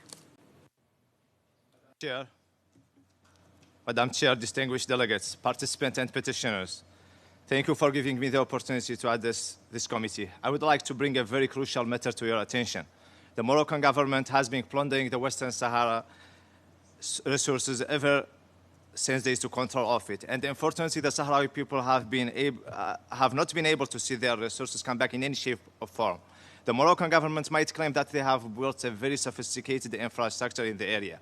Yet, this so-called infrastructure is only meant to facilitate more plundering of our resources. In fact, there is no university in Western Sahara, and that makes you wonder where is the infrastructure they speak of. The people who benefit mostly from this so-called infrastructure are the Moroccan, or as you call them, settlers. Their housing and day-to-day life are subsidized by the government to influence any potential referendum by voting on the colonizers' side. The aim is to make them vote for voting on the colonizers' side. The aim, which has been successful, whereas now the Sahrawi people represent. Now, the Sahrawi people are minority in their own land, which has been successful, whereas now the Sahrawi people represent only 30% of the population of occupied territory. But allow me to take you back to the elephant in the room and share a few facts with you. In 2023, the new annual report of the WSRW shows that Morocco exported 1.6 million tons of phosphate rock from the occupied territory of Western Sahara, worth 400 million. The fish stocks of the occupied territory have not only attracted the interest of the Moroccan fleet, but other foreign fleets have been also fishing in the occupied waters through arrangements with Moroccan counterparts, and along the Saharan coastline, a processing industry has emerged. Growing fruit and vegetables in the desert, destroying the non-renewable water reservoirs, and employs thousands of settlers from neighboring countries, in this case, Morocco. The current estimates of the area distant of agriculture in the occupied territory surpasses 20,000 hectares. Here is a rule of thumb. Colonizers in the history of humanity have never cared about the longevity of a territory. In fact, they always make it difficult, if not impossible, for indigenous to exist, destroying the means of survival, in this case, water reservoirs, who Bedouins relied on for millennia. The aim is to push them away, to ethnically cleanse them, or simply as done in Western Sahara, people are expelled from their own country. In Western Sahara, the problems are numerous. Not only desertification, the lack of accessible food and infrastructure. The list will go on. Lastly, I would like to mention how the Moroccan government has been killing the Sahrawi civilians and destroying their vehicles with drones, where they are indiscriminately targeted with bombs and missiles. This has resulted in the death of dozens of Sahrawi civilians and individuals from other countries like Mauritania. Many Mauritanian gold miners who wandered around what's supposedly the safe zone between Mauritania and Western Sahara have been targeted and slaughtered by the colonizers' army. Finally, let me finish with a hopeful thought. I hope this becomes the last gathering on the matter. I wish the world will come together and condemn what Morocco has been practicing for decades. Allow the NGOs to see for themselves without Moroccan supervision and create a path for independence, because the Sahrawi people have been suffering for a very long time, and all they wished for is dignity in their own land, like all people. Thank you. I thank the petitioner. I now recognize and give the floor to Mr. Mullah Ahmed. Sir, you have the floor, please.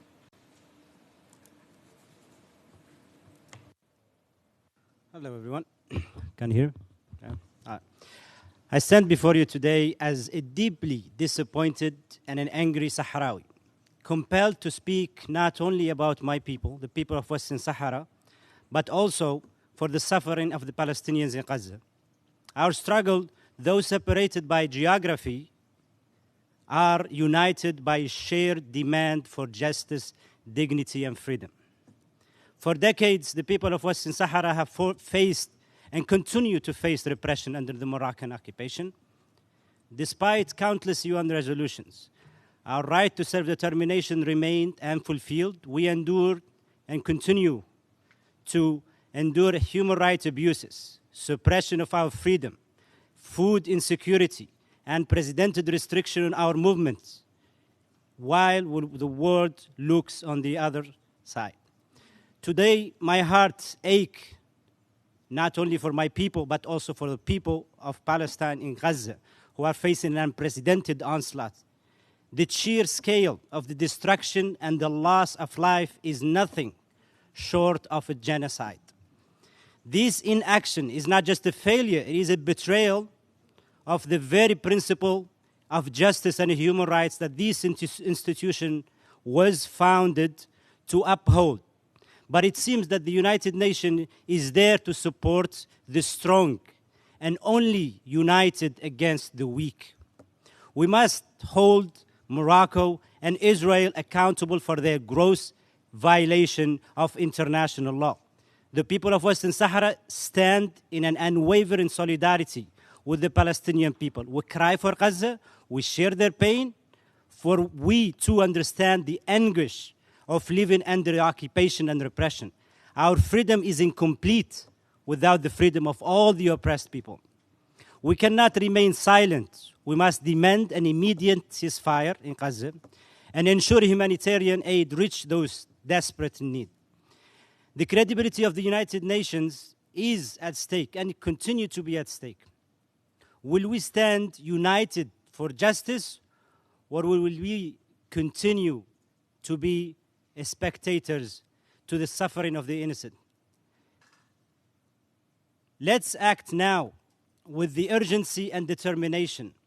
The world is watching, and it's a shame to see member states sitting here sending delegates years after years, while behind closed doors, nothing happened. Not even this conversation, like it never took place. The world is watching, and the history will judge us by our actions or our inaction. The people of Western Sahara and the Palestinian people look to us for hope, look to you for action. Let us not disappoint them. Let us not let them down.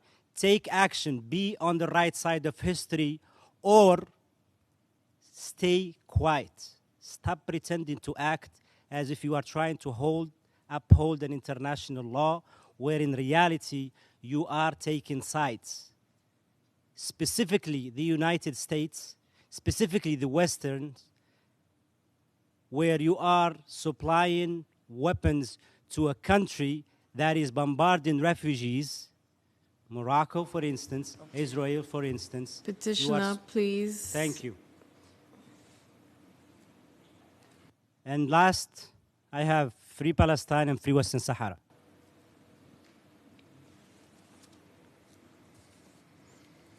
I thank the petitioner. I kindly request that statements be limited to the issues pertaining to the territory under consideration. I really ask for your cooperation. And I would like to recall that this meeting is live webcast on webtvun.org and available. Please do remember as well to respect the decorum of no filming. I thank you again for your cooperation. I now recognize and give the floor to Mr. Mark Dury. You have the floor. Please, sir, go ahead. And delegates. I speak as an anthropologist and an academic who has conducted research in Morocco, Moroccan-occupied Western Sahara, and the Sahrawi refugee camps. One day while I was living in Laayoune, the largest city in Moroccan-occupied Western Sahara, I encountered a Sahrawi man whom I had recently met for a group interview. In the open-air market in the light of day, our eyes met, only for him to immediately look away. And in that moment, I knew that he avoided any greeting for fear of being seen by agents of the Moroccan security state. By the time of this encounter, I had spent cumulatively over a year in Moroccan-occupied Western Sahara conducting ethnographic research. And so I was familiar with the degree to which police, soldiers, intelligence officers, and informants structure political life in the territory. Vans sheathed in protective metal grating ferry soldiers around, can be found on street corners in every neighborhood, poised to quash street protests before they could form. It seemed as if plainclothes intelligence officers or mukhabarat could appear at any time out of nowhere, as they did one day to intercept me as I was walking towards a protest. The extensive presence of the Moroccan military state, soldiers, police, mukhabarat, civilian informants in every neighborhood, target and repress one thing and one thing alone: any public or visible sign of support for Sahrawi nationalism, including even use of the term Western Sahara, objectively the name of this geopolitical territory. Indeed, from the moment I arrived in the territory, interlocutors told me to avoid certain people, namely human rights activists, certain neighborhoods, and certain situations associated with advocating for the Sahrawi right to self-determination. Though my interactions with Sahrawi human rights activists were constrained by the conditions of pervasive surveillance in this territory, eventually I was able to meet and talk with some of them. These interactions, corroborated by the findings of a handful of other scholars who have conducted research in the territory, contributed to my appreciation for the litany of dangers that Sahrawi activists face. I interviewed one man with his arm in a sling as the result of an injury suffered while protesting Morocco's extraction of Western Sahara's natural resources without popular consent. I heard from young activists who had experienced rape, had their fingernails removed, and suffered other forms of brutality while in Moroccan prisons. The fear of these forms of political persecution and torture was inscribed in the face of the man I encountered at the market that day. His avoidance of eye contact reflected the effects of a security state intent upon destroying his political will by any means necessary. Indeed, Sahrawi activists have compared Laayoune to being trapped inside a box, wrapped in darkness, such that no one can see in from the outside. It's from an interview. In returning to that man, thinking of his confinement, sense of fugitivity, fear, living under militarized surveillance and repression, it doesn't take, under foreign rule, it doesn't take an anthropologist to note this as the conditions of colonialism. And it is my understanding that it is this committee's mandate to do anything possible to end colonialism. And indeed, Western Sahara has been on the agenda of the Special Committee on Decolonization since 1963, only a year since the formation of this committee. So long as Western Sahara remains on the committee's agenda, this committee's work remains incomplete. And so I urge the committee to do as much as it can to enable and facilitate the expression of the Sahrawi right to self-determination. Thank you. I thank the petitioner. I now recognize and give the floor to Mr. Bula Taleb Omar. You have the floor, please.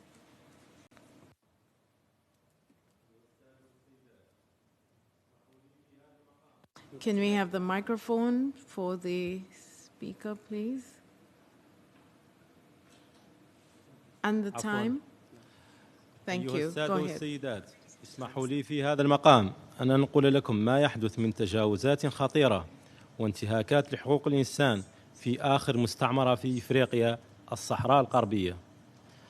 فبعد الدخول الوحشي والغاشم للمحتل المغربي على أراضي الصحراء الغربية وارتكابه جرائم حرب ضد المدنيين العزل وتهجيرهم وحرق الأخضر واليابس في عام 1975، قام المحتل المغربي ببناء جدار ذل وعار يقسم الشعب الصحراوي إلى قسمين اثنين. أما القسم المحتل فمنذ اليوم الأول وحتى اليوم يعاني ويلات الاحتلال القاصب من سجن وقتل وتشريد ومصادرة للحريات ونهب للثروات وتقيير للعنصر الثقافي والخارطة الديموغرافية. ومؤخرا نشهد نزع أراضٍ تابعة لمواطنين صحراويين وبيعها لصناديق استثمارية أجنبية وشركات تابعة لرجال أعمال مقربين من شخصيات سياسية، وتطبيق مبدأ العصا والجزرة لكل مخالف وشريف. وأما القسم الثاني فهو الآخر يعاني ويلات النزوح في مخيمات اللجوء بالجزائر، حيث تحاول الدولة الصحراوية ممثلة بجبهة البوليزاريو توفير كل وسائل الممكنة لتسيير حياة المواطن الصحراوي من بنى تحتية ضرورية وتوفير الغذاء والأدوية اللازمة للعيش الكريم. وعليه أيها السادة والسيدات فإننا نطالب بما يلي: إنهاء الاستعمار من الصحراء الغربية فوراً، وذلك بتطبيق الشرعية الدولية، فتح إقليم الصحراء الغربية للمراقبين الدوليين والصحفيين المستقلين لنقل حقيقة ما يتعرض له الصحراويون من تنكيل على يد النظام المغربي. 3. إجبار المغرب على تنفيذ مقررات الشرعية الدولية وتفعيل عمل البعثة الأممية لتطبيق الاستفتاء في الصحراء الغربية.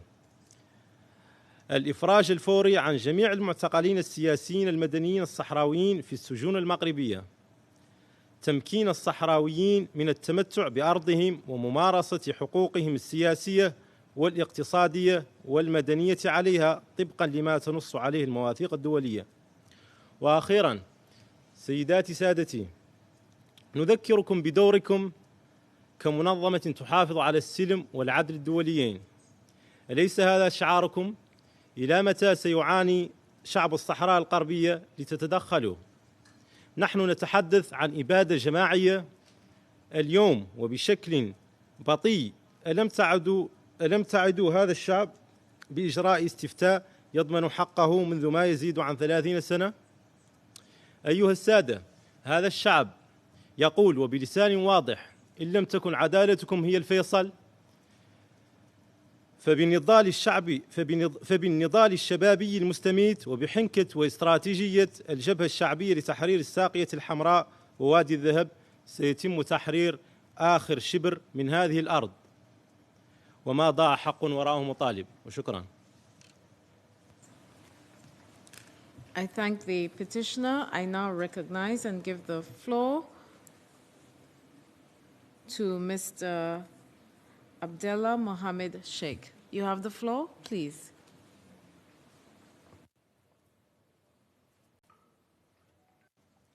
Señora Presidenta, vengo para hablar de la desastrosa situación en el Sáhara Occidental ocupado por Marruecos. Los saharauis, pese a estar en sus tierras, viven asfixiados y desposeídos, empobrecidos y sometidos socioeconómicamente. El ocupante marroquí, en su política de cambiar demográficamente el mapa del Sáhara Occidental, está expropiando las tierras de los saharauis. El único respiro que tenían los saharauis en su territorio es sus tierras fuera de las ciudades. El ocupante marroquí les está expropiando para entregar dichos terrenos a grandes fondos de inversión. De esta forma, el ocupante marroquí está reprimiendo el movimiento de protesta en Dakhla, Bujd'l-Uyun, Smara y Bujdur, para no reivindicar la titularidad de las tierras de los saharauis. La agresividad y la política genocida perpetrada por el ocupante marroquí contra el pueblo saharaui también la podemos ver en cómo impide que los saharauis puedan moverse libremente en sus territorios. Lo hemos visto en el desmantelamiento forzoso de los campamentos en las costas, en el uso de los coches todoterreno y en las actividades mineras. La comunidad internacional, particularmente las Naciones Unidas, deben asumir su responsabilidad y acabar con este drama humanitario. El pueblo saharaui lleva esperando que se aplique la legalidad internacional desde el año 1963. Las Naciones Unidas deben actuar y garantizar la protección de los derechos y las vidas saharauis. No pueden permitir que Marruecos intente cambiar la realidad por la fuerza. Marruecos está obligado a hacer caso a la legalidad internacional. Los medios de comunicación deben hacer eco a lo que está ocurriendo en el Sáhara Occidental. Deben permitirse las visitas de los observadores internacionales. Muchas gracias y buenos días. I thank the petitioner. I would like to indicate that we have 3 petitioners remaining, and then we would move to the speakers list, which you have, just to give you an indication. Thank you. I now recognize and give the floor to Mr. Shukna Talroom. You have the floor, please.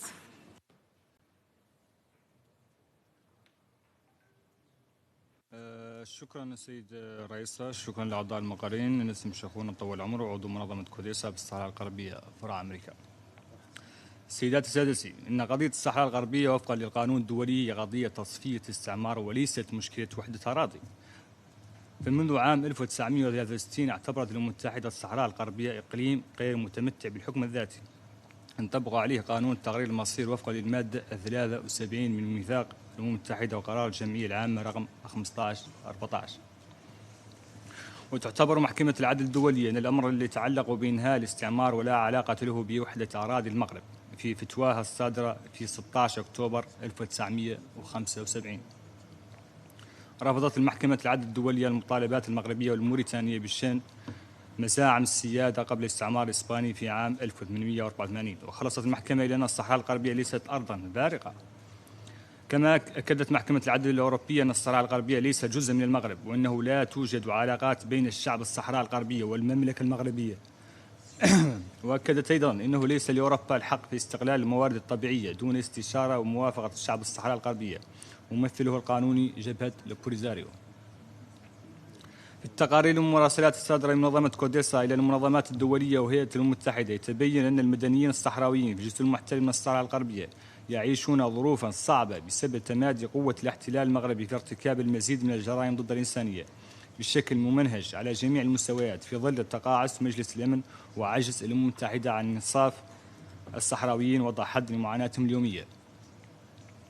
لقد قدمت قوة الاحتلال المغربي على التنكيل بالمدنيين الصحراويين منذ اجتياحها لإقليم الصحراء الغربية في أكتوبر 1975، ولا تزال هذه الجرائم مستمرة يواجهها المدنيون بالتوازي مع الصمت المنتظم الدولي غير المبرر الذي شجع قوة الاحتلال على التصعيد من وتيرة القمع والاستهداف بحق المدنيين الذين يتعرضون لشتى أصناف المعاملة الحاطة من الكرامة والقمع والحصار وأشكال متنوعة من الانتقام وفرض سياسة الولاء ومصادرة الحقوق وتقييد الحريات، وكان آخرها قتل المدنيين شرق الجدار التقسيم العسكري باستعمال الطائرات المسيرة الدرون ومصادرة الأراضي وحملات الاعتقال التي كان آخرها الحكم ب10 سنوات سجنا نافذا بحق الطالبين الصحراويين الحسين بركبة وأيمن اليثربي، والتضييق على السجناء السياسيين الصحراويين واختطافهم بشكل قسري. أيها السادة، كنشطاء صحراويين عبرنا من خلال هذا المنبر في أكثر من مناسبة عن مطالبتنا بضرورة تدخلكم العاجل من أجل وضع حد لمعاناة شعبنا وتمكينه من حقه في اختيار وضعه السياسي كحق أساسي يضمنه القانون الدولي. ونجدد اليوم ذات المطالب مع الإشارة إلى تطورات الوضع لا يبعث على الارتياح. ونذكر الجبهة الشعبية لتحرير الساقية الحمراء الذهب هي الممثل الشرعي والوحيد للشعب الصحراوي. وشكرا.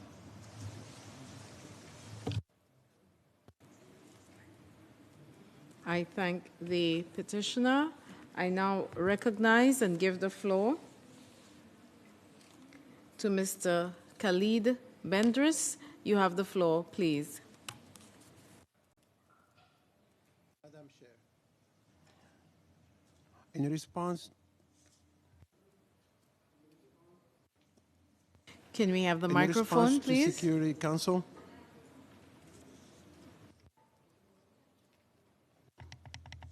In response to Security Council calls in 2004 to end the prolonged political deadlock, Morocco has taken a proactive and forward-thinking step.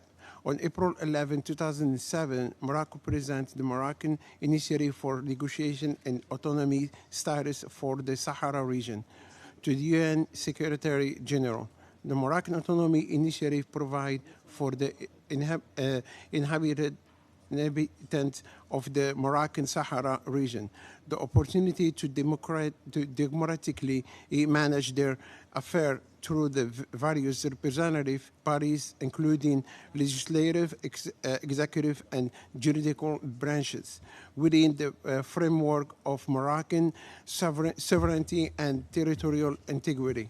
This autonomy plan shared again already enjoyed by the population of the Moroccan Sahara region through active participation in political, economic, social, and cultural life. The Moroccan Autonomy Initiative respects the social, cultural specificity of the region and guaranteed the right of the role of the population of the Sahara region, ensuring inclusivity and non-discrimination in governance.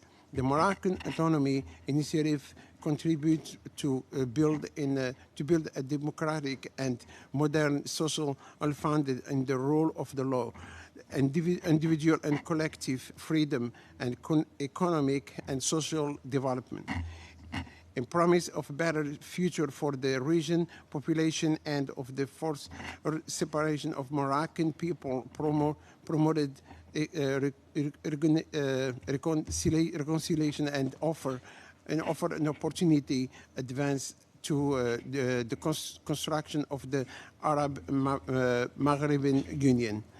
Madam Chair, this Moroccan initiative represents a balanced and pragmatic promise aligned and with international law, the UN Charter, and the resolution of both of the General Assembly and Security Council. Since 2007, the Security Council has affirmed that promise of the autonomy initiative in 20 resolutions, respectively describing it as serious and credible on Moroccan and international alliance of over 100 countries from over the world strongly support this initiative. Madam Chair, the international community increasing support of Moroccan autonomy initiative has culminated on the inauguration of 30 consulate general in Laayoune and Dakhla. This sends a clear message that Moroccan sovereignty over the Sahara is irreversible. This reason of the large support of the Moroccan Autonomy Initiative is and the recognition of Moroccan legitimate and right over the Sahara is given in hope among the population of the region. That politically a resolution to the region dispute over the Sahara is now within close reach. Thank you. I thank the petitioner. I now recognize and give the floor to Mr. Mohamed Elassouni. You have the floor, please.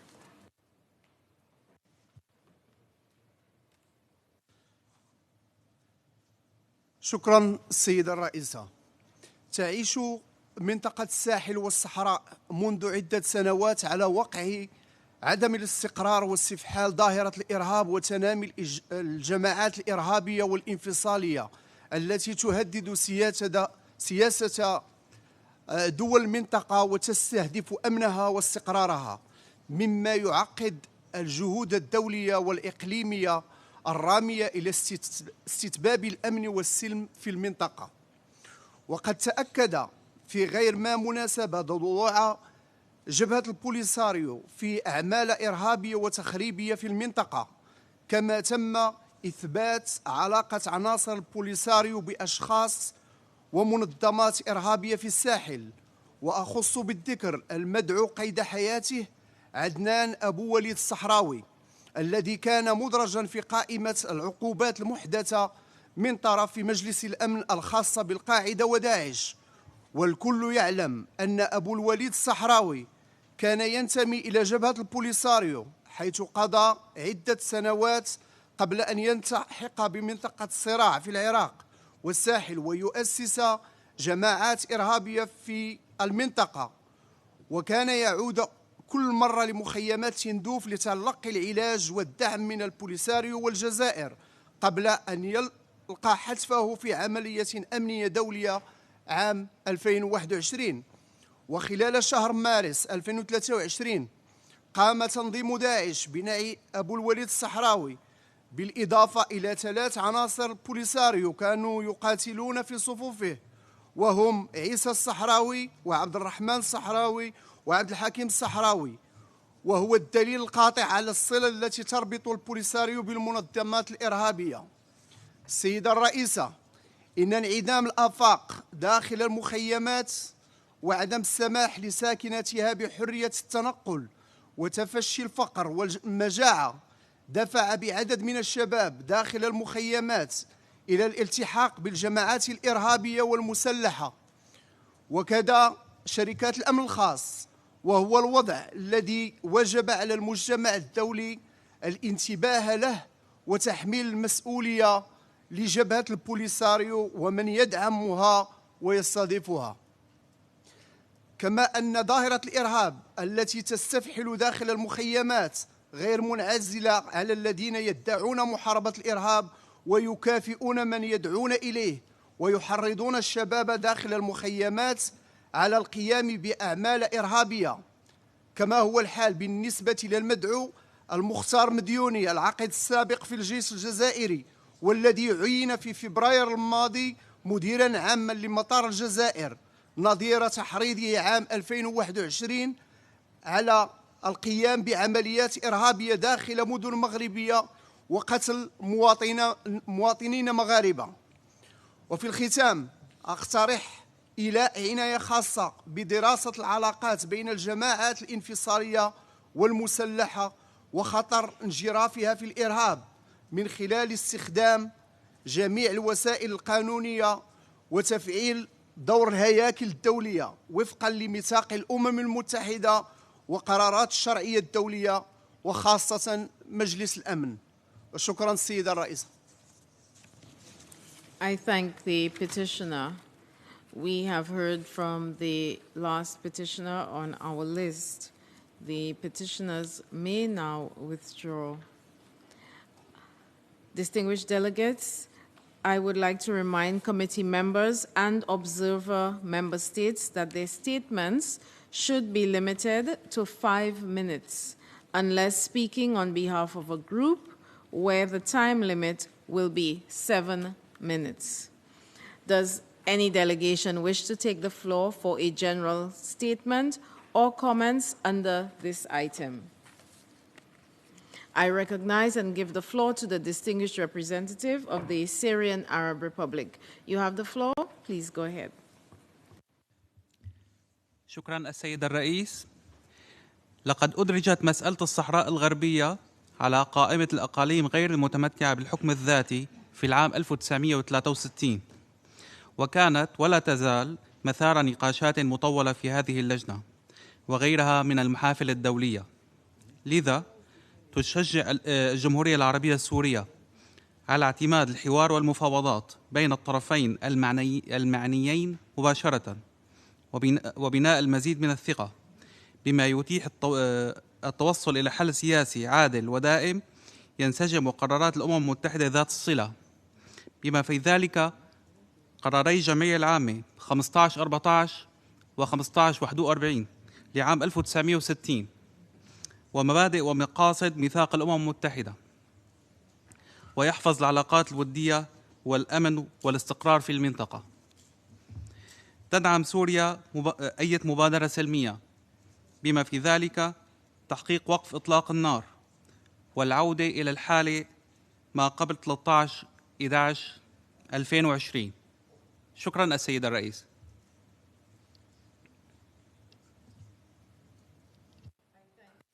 I thank the distinguished representative of the Syrian Arab Republic. I now recognize and give the floor to the distinguished representative of Dominica. Excellency, you have the floor.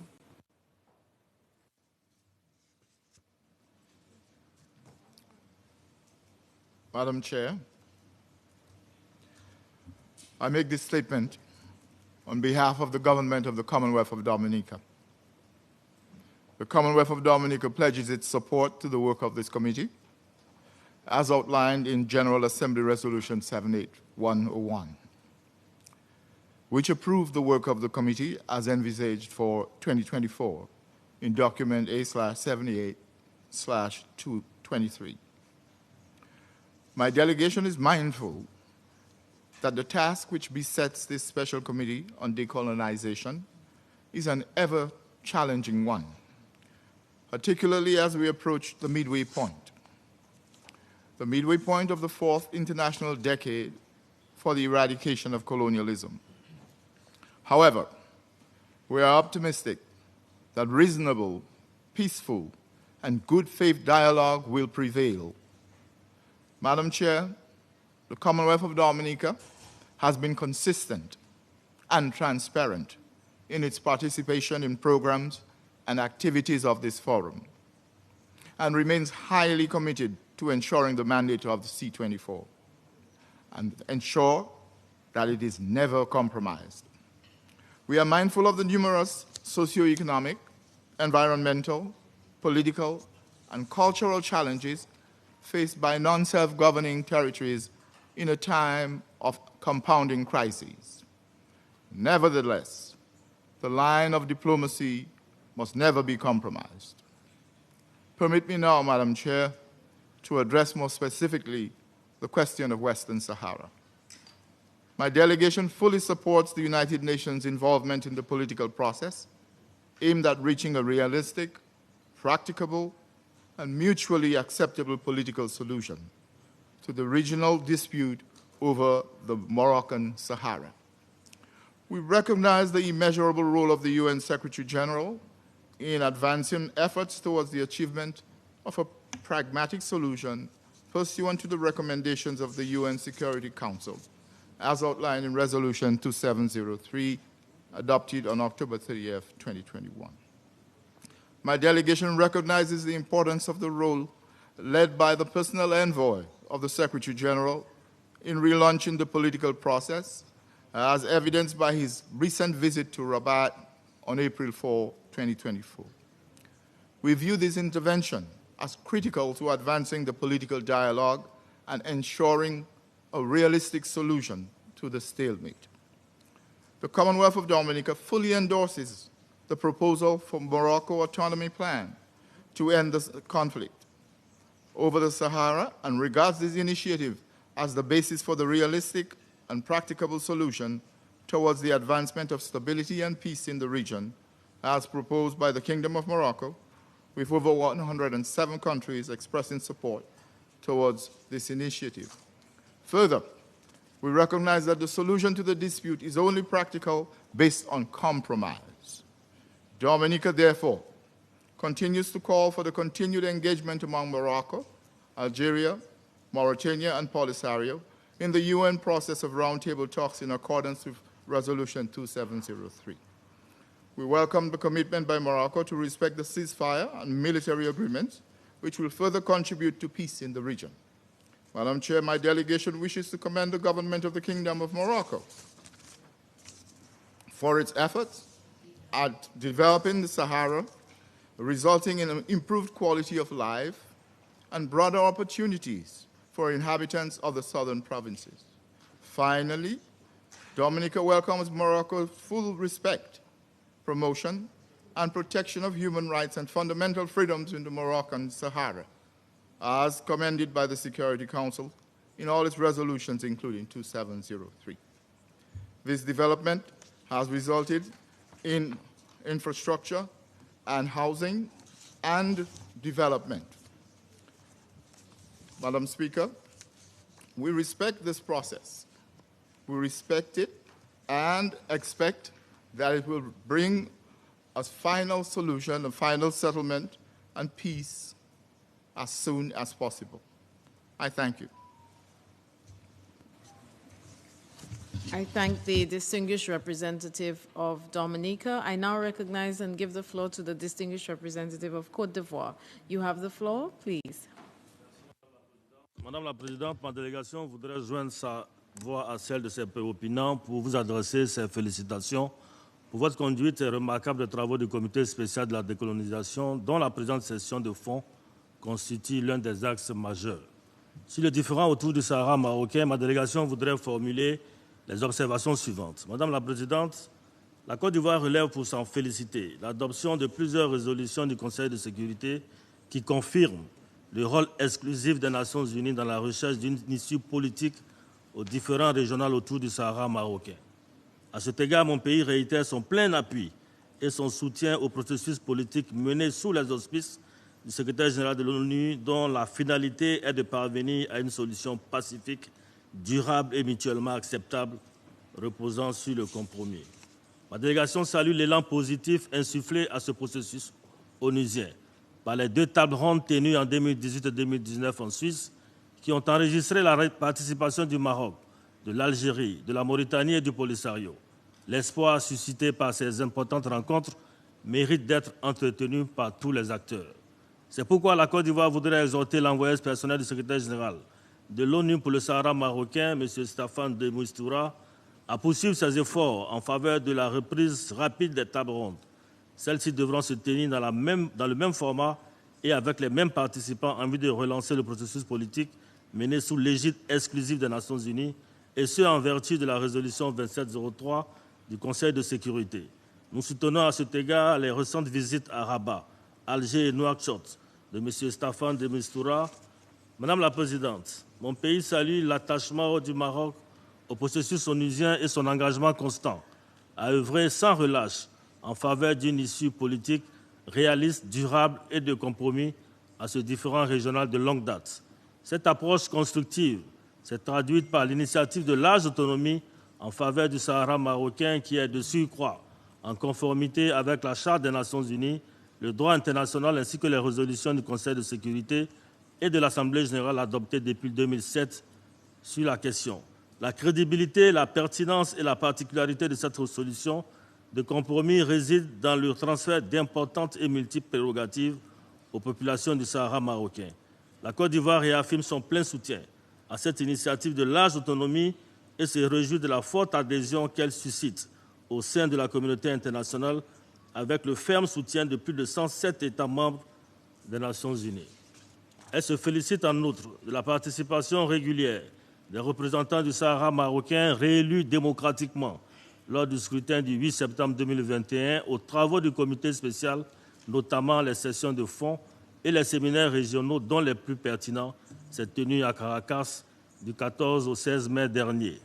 Sur le plan économique, les populations locales tirent profit des retombées des investissements massifs et de projets mis en œuvre par le Maroc dans le cadre du nouveau modèle de développement économique en faveur du Sahara marocain lancé en 2015. Ces investissements significatifs ont contribué à l'autonomisation des habitants ainsi qu'à l'amélioration de l'indice de développement humain dans cette région. Par ailleurs, les réalisations substantielles du Maroc en matière des droits de l'homme, saluées par les résolutions du Conseil de sécurité, notamment la 2703, sont de réels motifs de satisfaction pour ma délégation. Celle-ci voudrait souligner le renforcement du rôle des commissions régionales du Conseil national des droits de l'homme et à la pleine coopération du Maroc avec le Haut Commissariat aux droits de l'homme, les organes conventionnels et les procédures spéciales du Conseil des droits de l'homme et des Nations unies. Mon pays demeure en revanche préoccupé par le signalement sur la situation des droits de l'homme dans les camps de Tindouf et voudrait appeler à l'enregistrement et au recensement des populations qui s'y trouvent, comme le recommande le Haut Commissaire des réfugiés, les dispositions pertinentes du droit international humanitaire et les résolutions du Conseil de sécurité, y compris la résolution 2703. Madame la Présidente, pour conclure, la Côte d'Ivoire voudrait saluer le respect par le Maroc du cessez-le-feu au Sahara marocain, ainsi que sa coopération continue avec la MINURSO. Elle voudrait également exhorter les autres parties prenantes à se conformer aux accords militaires existants et à œuvrer en étroite coopération avec cette mission onusienne dans l'intérêt de la paix et de la stabilité dans toute la région. Enfin, mon pays tient à renouveler son appel à toutes les parties prenantes à faire preuve de réalisme et d'esprit de compromis et de bonne foi en vue de parvenir à une solution pacifique à ce différend autour du Sahara marocain tel que recommandé par le Conseil de sécurité. Je vous remercie, Madame la Présidente. I thank the distinguished representative of Côte d'Ivoire for his statement. I now recognize and give the floor to the distinguished representative of Sierra Leone. You have the floor, please. Madam Chair, at the outset, my delegation would like to acknowledge your continued commitment to the work of this committee, especially with the successful conclusion of the Caribbean Regional Seminar held in Caracas. Through you, Madam Chair, we also express our deepest appreciation to the government of the Bolivarian Republic of Venezuela for their gracious hospitality.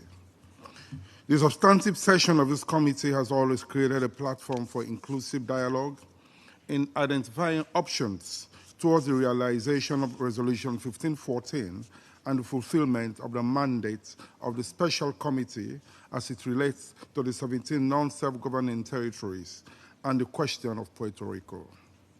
The relevance of addressing these territories on a case-by-case basis is even more relevant as the needs of each territory differ. Madam Chair, on the question of Western Sahara, Sierra Leone expresses its unwavering support for the ongoing United Nations political process under the auspices of the UN Secretary General, facilitated by its personal envoy for Western Sahara, Mr. Staffan de Mistura, aimed at reaching a realistic, practicable, mutually acceptable, and durable political situation based on compromise. Given the dynamics of the conflict, we are of the view that the resumption of the roundtable process in the same format and with the same participants in accordance with Security Council Resolution 2703 will enhance communication and lead to a peaceful settlement of the dispute. Therefore, it is imperative to find all possible ways to resolve the impasse by leveraging the relevant Security Council resolutions adopted since 2007. Accordingly, Sierra Leone supports the Moroccan Autonomy Initiative, which the Security Council has described as serious and credible to move the process forward in its successive resolutions since 2007. Sierra Leone welcomes the socio-economic and infrastructure development in the Western Sahara, which has led to the empowerment of the population and improvement of the human development indices in the region. My delegation affirms its support to MINUSO and its contribution to creating and maintaining calm and stability in the region, particularly the facilitation of negotiations for advancing the political process. We emphasize the need for parties to the conflict to continue supporting the mission in the performance of its ceasefire monitoring duties as mandated by Security Council Resolution 2703. We acknowledge the progress made by the Kingdom of Morocco in strengthening cooperation and communication with MINUSO. Further, parties to the conflict are encouraged to pursue their efforts towards maintaining the ceasefire agreement and will reject any renunciation of this agreement from any quarter, which would be a violation of resolutions adopted by the Security Council and an impediment to a conducive environment needed for the resumption of the political process. We also call on parties to the conflict to refrain from actions or attacks that threaten the safety and security of all civilians and UN personnel, noting that the safety and security of civilians and UN personnel is non-negotiable. We encourage the parties to sustain and prioritize their respective efforts to enhance the promotion and protection of the human rights of all persons. We therefore commend the steps and initiatives taken by the Kingdom of Morocco and the role played by the National Council on Human Rights Commissions operating in Dakhla and Laayoune, and the Kingdom of Morocco's interaction with special procedures of the United Nations Human Rights Council as highlighted in Resolution 2703. The humanitarian situation of the refugees in the Tindouf camps and elsewhere should be given due attention by ensuring that the basic needs of refugees are met and that their rights are respected. We support the strong request by the Security Council Resolution 2703 for registration in the Tindouf refugee camps and emphasize the importance of efforts to be made in this regard. Let me close by calling on parties to the conflict to engage in the ongoing political process in good faith, the spirit of compromise, and interest of the people of the Western Sahara. I thank you. I thank the distinguished representative of Sierra Leone. I now recognize and give the floor to the representative of St. Lucia. You have the floor, please. Thank you very much, Madam Chair. On the question of Western Sahara, I wish to express my delegation's support for the UN Secretary General's efforts to facilitate the ongoing political process, and in this context, we welcome the efforts undertaken by Mr. de Mistura, the personal envoy of the UN Secretary General. My delegation expresses support for the roundtables and the discussions that were held with the participation of Morocco, Algeria, Mauritania, and the Polisario, and we encourage a resumption of the same in accordance with Security Council Resolution 2703. It is my delegation's hope that progress can be achieved through this process and continued dialogue among the parties. St. Lucia shares the view that the parties concerned should remain engaged in the political process to reach a just, practicable, and enduring political solution based on compromise to the original dispute. My delegation reiterates our support for the Moroccan Autonomy Initiative, which we recall has been considered as serious and credible by the Security Council. We recall that this initiative, which has been recognized by more than 100 countries, is the compromise solution to this regional dispute and is in conformity with international law, the Charter of the United Nations, as well as with resolutions of the General Assembly and the Security Council. In closing, St. Lucia remains committed to the pursuit of the mandate of this committee, including the evaluation of the situation in the NSGTs on a case-by-case basis. I thank you. I thank the representative of St. Lucia for his statement. I now recognize and give the floor to the distinguished representative of the plurinational state of Bolivia. Excellency, you have the floor.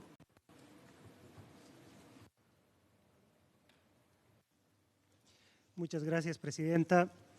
Inicio esta intervención agradeciendo el documento de trabajo preparado por la Secretaría y saludando la presencia de los peticionarios, a quienes agradecemos la importante información y actualizaciones sobre los últimos acontecimientos políticos en el Sáhara Occidental. La historia, el derecho internacional, incluyendo la opinión consultiva de la Corte Internacional de Justicia, emitida el 16 de octubre de 1975, establecen con absoluta claridad que el Sáhara Occidental es uno de los territorios que ha sido colonizado por una potencia ocupante, por lo cual corresponde la aplicación plena de la Resolución 1514 de la Asamblea General de 1960, que contiene la declaración sobre la concesión de la independencia a los países y pueblos coloniales y, en consecuencia, la descolonización del Sáhara Occidental. Pero además, se debe destacar que la opinión consultiva de la Corte concluye que no existe ningún vínculo de soberanía territorial entre el territorio del Sáhara Occidental y el Reino de Marruecos o la entidad mauritana. En ese contexto, Bolivia, comprometida con los principios del derecho internacional y la Carta de las Naciones Unidas, expresa su firme apoyo a la causa del pueblo saharaui en la búsqueda de su autodeterminación e independencia. La celebración de un referéndum libre y justo que refleje la voluntad soberana del pueblo saharaui no es una concesión, sino un derecho que le corresponde a este pueblo hermano de conformidad a las múltiples resoluciones de la Asamblea General de las Naciones Unidas, del Consejo de Seguridad, de este Comité y del derecho internacional aplicable en la materia.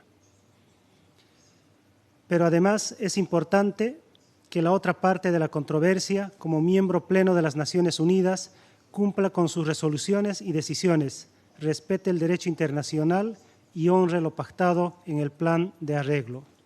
Señora Presidenta, Excelencias, el Comité de Descolonización desempeña un papel muy importante en este proceso, por lo cual instamos a intensificar los esfuerzos para encontrar una solución justa y duradera a la cuestión del Sáhara Occidental. De la misma manera, hacemos un llamado respetuoso a la potencia administradora del pasado a contribuir de manera más constructiva hacia el logro del objetivo internacionalmente acordado para la otorgación de independencia al Sáhara Occidental. Asimismo, Bolivia, plenamente convencida que las armas de la guerra no conducen a la paz y que preservar la vida siempre debe ser nuestra prioridad. Hace un llamado para que se respeten los acuerdos de alto al fuego de 1991 y se evite cualquier posibilidad de reinicio del conflicto bélico y a que las terceras partes involucradas se abstengan de impulsar acciones que reactiven heridas del pasado colonial.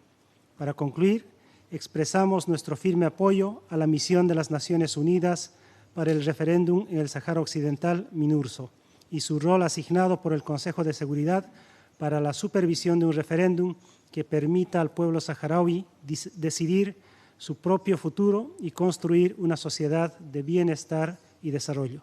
Muchas gracias, Presidenta. I thank the distinguished representative of Bolivia for his statement. I now recognize and give the floor to the distinguished representative of Cuba. Cuba, you have the floor. Sí, muchas gracias, señora Presidenta.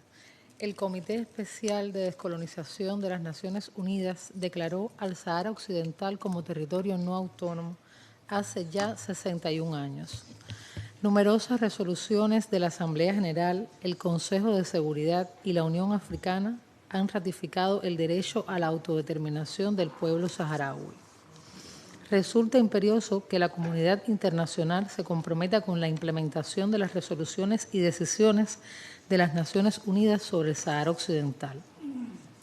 Señora Presidenta, abogamos por una solución justa, duradera y mutuamente aceptable que conduzca a la libre determinación del pueblo del Sahara Occidental de conformidad con la resolución 151415 de la Asamblea General de las Naciones Unidas sobre la concesión de la independencia de los países y pueblos coloniales.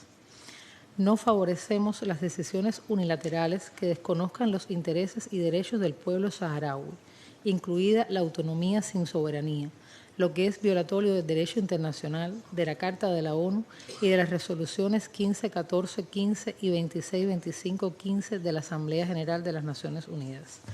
Señora Presidenta, el pueblo saharaui necesita apoyo de la comunidad internacional. Desde 1976, Cuba ofrece su modesta contribución al desarrollo del hermano pueblo saharaui, fundamentalmente en la esfera de la educación y la salud. Se han graduado de estudios superiores en instituciones cubanas del Ministerio de Educación Pública y del Ministerio de Educación Superior más de 2.000 estudiantes saharauis.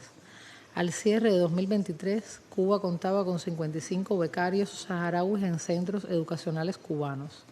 Para el curso 2024-2025 se han otorgado 15 becas de pregrado y 8 de posgrado para estudiantes de este territorio. Reafirmamos nuestra voluntad de continuar contribuyendo a la formación de estos jóvenes en los ámbitos de la educación y de la salud.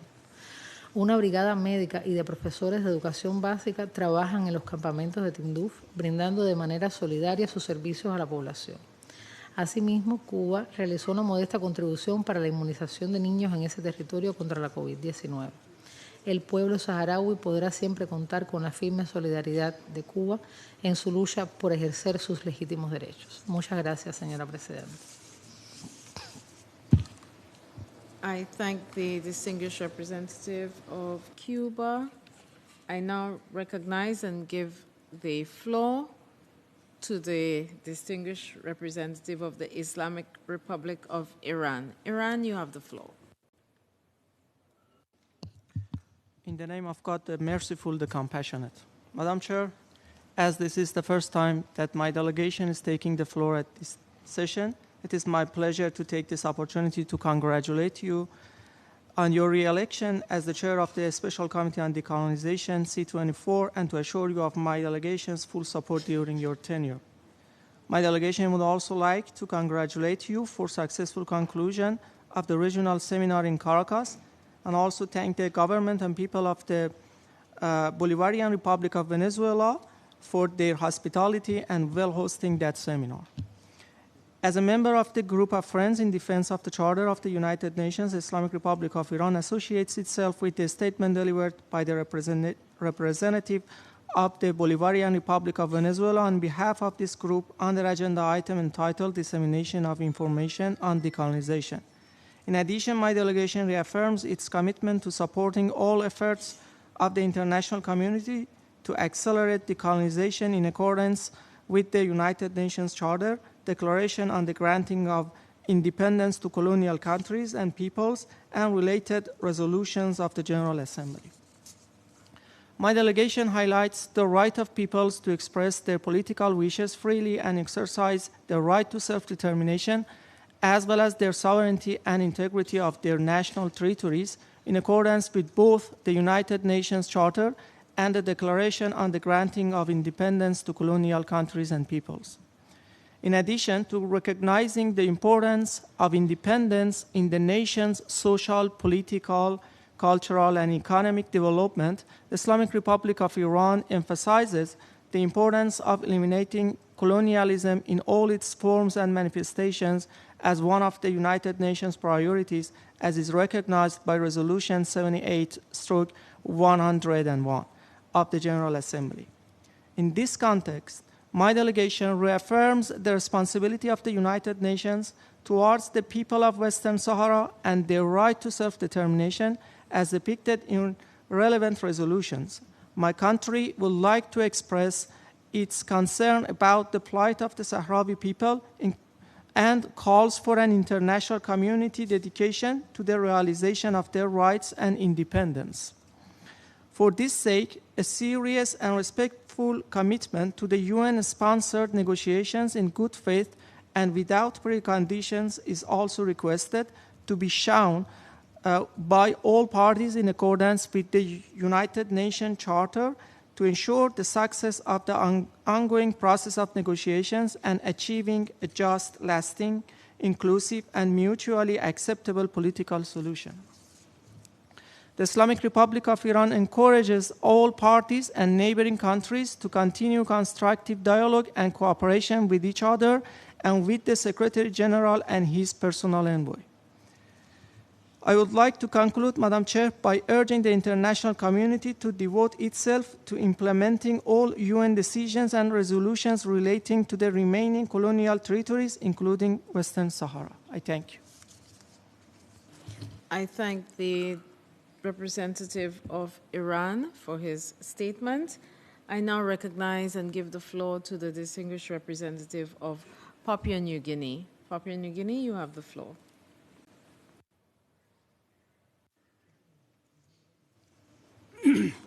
Madam Chair, Excellencies, and distinguished participants, my delegation is pleased to note the continued commitment and constructive engagement for a lasting political solution on the important question relating to Western Sahara from all relevant stakeholders, particularly the distinguished delegation of the Kingdom of Morocco, Algeria, Mauritania, and the Polisario, and we therefore welcome their participation in this meeting. We further encourage inclusive dialogue at all levels, as it nurtures mutual understanding and helps build bridges for a pathway forward to an amicable, durable political settlement of this important issue. Madam Chair, my delegation is of the view that for a lasting political settlement on this complex issue, this should be guided by the practical realities of the situation, and in a spirit of good faith and negotiated compromise. It is also our considered view that the autonomy initiative of Morocco is in that spirit, as it provides a sound and solid basis to build on and go forward towards a lasting solution. It also draws on the important provisions of the UN Charter and the respective relevant Security Council and General Assembly resolutions over the years. We are encouraged by the increasing momentum of international support of over 100 countries for this credible compromise proposal that could lend to assisting all relevant stakeholders in this dispute to find an amicable, peaceful, and durable solution. Madam Chair, secondly, we reaffirm our strong support for the political process under the aegis of the UN Secretary General through the personal envoy for Western Sahara, Mr. Staffan de Mistura, and aimed at reaching a mutual, acceptable, negotiated, and durable political solution to Western Sahara. We would like to further encourage this important momentum to be sustained and also appreciate his welcome efforts, including visits to Rabat, Algiers, and Nouakchott. In this constructive spirit, we would like to encourage the resumption of the important roundtable process using the existing format and involving the key stakeholders, Morocco, Algeria, Mauritania, and the Polisario, and in accordance with Security Council Resolution 2703. Furthermore, we welcome efforts for peace, stability, and security in Western Sahara, and particularly recognize the full respect shown by Morocco of the ceasefire and the commendable cooperation with MINUSRO, and urge Polisario and other relevant parties to do likewise. Madam Chair, my delegation also recognizes the commendable efforts of Morocco for continuing to strengthen substantive support for sustainable development through infrastructure and socio-economic investments in the Western Sahara region that is positively improving the lives and livelihoods of the people of Western Sahara. The increasing establishment of diplomatic representation in Laayoune and Dakhla is highlighted by the opening of consular generals from across the world. It's a clear testament to the acceptance of efforts led by Morocco. We also welcome positive efforts in strengthening human rights in the region, but remain concerned with the human rights situation in the Tindouf camps, where reports of violation of fundamental human rights, particularly against women and children, which continue, and urge for these to be addressed swiftly. In closing, Madam Chair, we call for the UNHCR to be permitted to carry out the registration of all the populations of Tindouf camps and to provide support as necessary and in accordance with the mandate of the Office of the United Nations High Commissioner for Refugees, and also consistent with the international humanitarian law and within the ambit of all relevant Security Council resolutions, as well as the UN Secretary General's recommendations. I thank you, Madam Chair. I thank the distinguished representative of Papua New Guinea. I now recognize and give the floor to the distinguished representative of Timor-Leste. You have the floor, please. Thank you, Madam Chair, for giving me the floor. At the outset, I wish to congratulate the government and the people of Venezuela for the successful hosting of the regional seminar in Caracas and thank them for the hospitality extended to us during the seminar. As we have expressed our willingness to host the next Pacific Regional Seminar in Dili, Timor-Leste, we wish to use this opportunity to once again reaffirm our readiness to host the seminar in 2025. We extend our sincere gratitude to the members of the delegation for their positive reaction, support, and encouragement. This year, we celebrate 25th anniversary of the referendum in Timor-Leste. Therefore, we believe that hosting the next Pacific Regional Seminar will not only provide a platform for discussions and knowledge sharing, but also serves as a beacon of hope for those still fighting for their rights. Timor-Leste believes that the persistence of colonialism in various forms is a violation of fundamental human rights and a hindrance to economic and social progress. Upholding the principle enshrined in the UN Charter and General Assembly Resolutions 1514 is essential in ensuring the fulfillment of this fundamental right. The international community must play a pivotal role of addressing the issue of colonization swiftly, effectively, and sustainably to end all forms of colonization. Joint efforts from all parties, including former colonial powers, are essential in guiding the 17 non-self-governing territories toward their desired goals. Regarding Western Sahara, a territory recognized as Africa's last colony that has remained a non-self-governing territory since 1963, should not remain indifferent. The Committee for Decolonization has been instrumental in Timor-Leste's journey toward the self-determination. Therefore, we believe in the potential of this committee to assist the people of Western Sahara in achieving their rights to self-determination. We stand in support of the inalienable, non-negotiable, and imprescriptible right of the people of Western Sahara to self-determination.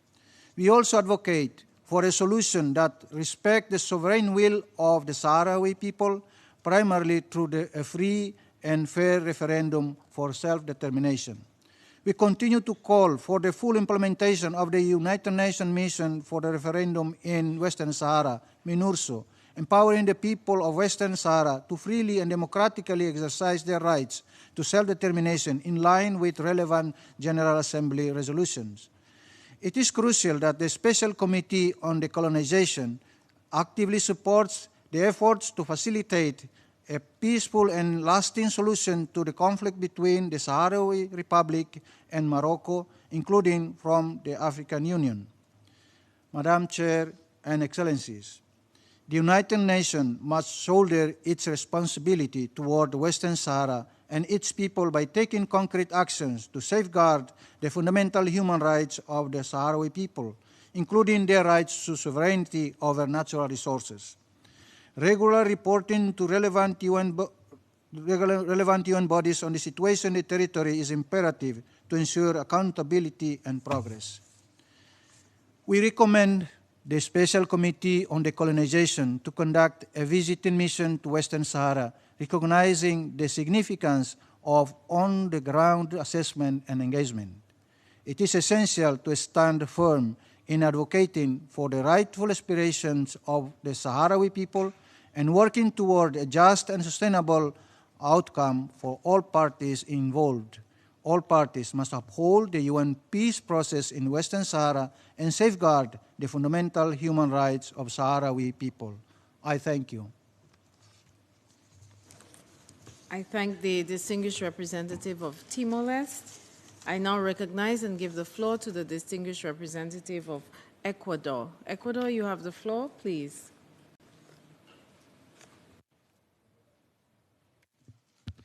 Muchas gracias, señora presidenta. Inicio expresando a usted y a los demás integrantes de la mesa el aprecio de mi delegación por su trabajo al frente de este comité. El presente periodo de sesiones del C24 es una oportunidad para avanzar en el compromiso colectivo de erradicar el colonialismo. Promover la independencia frente a la dominación entre pueblos ha sido una de las principales tareas de las Naciones Unidas desde su creación, cuando cerca de un tercio de la población mundial vivía en territorios no autónomos. Mucho se ha avanzado en los 78 años transcurridos, pero esta labor no ha concluido, pues aún existen 17 territorios que conservan esa categoría. El Ecuador reitera su apoyo al derecho inalienable de los pueblos bajo ocupación colonial a su libre determinación e independencia, de conformidad con la resolución 1514-15 de la Asamblea General, así como la aplicabilidad de los principios fundamentales de dicha resolución en estos casos, como instrumento primordial de los trabajos y fuente del mandato de este comité especial. Es fundamental promover el diálogo y la cooperación entre las potencias administradoras y los territorios bajo su administración, a fin de avanzar en la instrumentación de los acuerdos multilaterales y compromisos, en consonancia con los objetivos del Cuarto Diseño Internacional para la Eliminación del Colonialismo, que aspiramos sea el último diseño internacional sobre este tema. Los instrumentos multilaterales concebidos para llevar adelante los procesos de independencia deben aplicarse eficiente y efectivamente, basados en un análisis caso por caso de los territorios no autónomos y tomando en cuenta los principios de integridad territorial y libre determinación. Los Estados miembros, administradores de territorios no autónomos, deben continuar contribuyendo a este esfuerzo de la comunidad internacional. Señora Presidenta, en cuanto a la cuestión del Sahara Occidental, mi país reafirma la importancia de trabajar para alcanzar una solución política viable, duradera y aceptable para las partes, que esté basada en la aveniencia y que prevea la libre determinación del pueblo del Sahara Occidental en el marco de los principios y propósitos de la Carta de Naciones Unidas y de conformidad con las resoluciones del Consejo de Seguridad. El Ecuador, que actualmente es uno de los miembros del Consejo de Seguridad, reitera asimismo su apoyo al mandato de la MINURSO, renovado en octubre de 2023, y al trabajo del enviado personal del secretario general, Staffan de Mistura. Muchas gracias. I thank the distinguished representative of Ecuador for his statement. I now recognize and give the floor to the distinguished representative of the Bolivarian Republic of Venezuela. You have the floor, Venezuela. Señora Presidenta, el apoyo de la República Bolivariana de Venezuela a la causa de la descolonización ha sido firme e inquebrantable a lo largo de la historia. En el caso de la cuestión del Sahara Occidental, nuestra posición ha sido coherente y consecuente, especialmente desde el año 1983, cuando establecimos relaciones diplomáticas con la República Árabe Saharaui Democrática hace ya más de 50 años.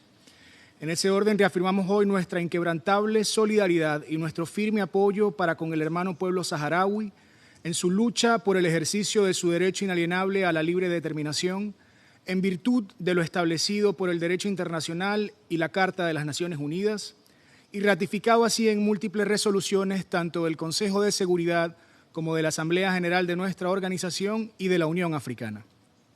Señora Presidenta, lamentamos que aún hoy el heroico pueblo saharaui se vea impedido de decidir sobre sus legítimas aspiraciones nacionales o de ejercer libremente su derecho a la autodeterminación, entre otras, en razón del incumplimiento pleno del mandato encomendado ya hace más de 30 años a la MINURSO.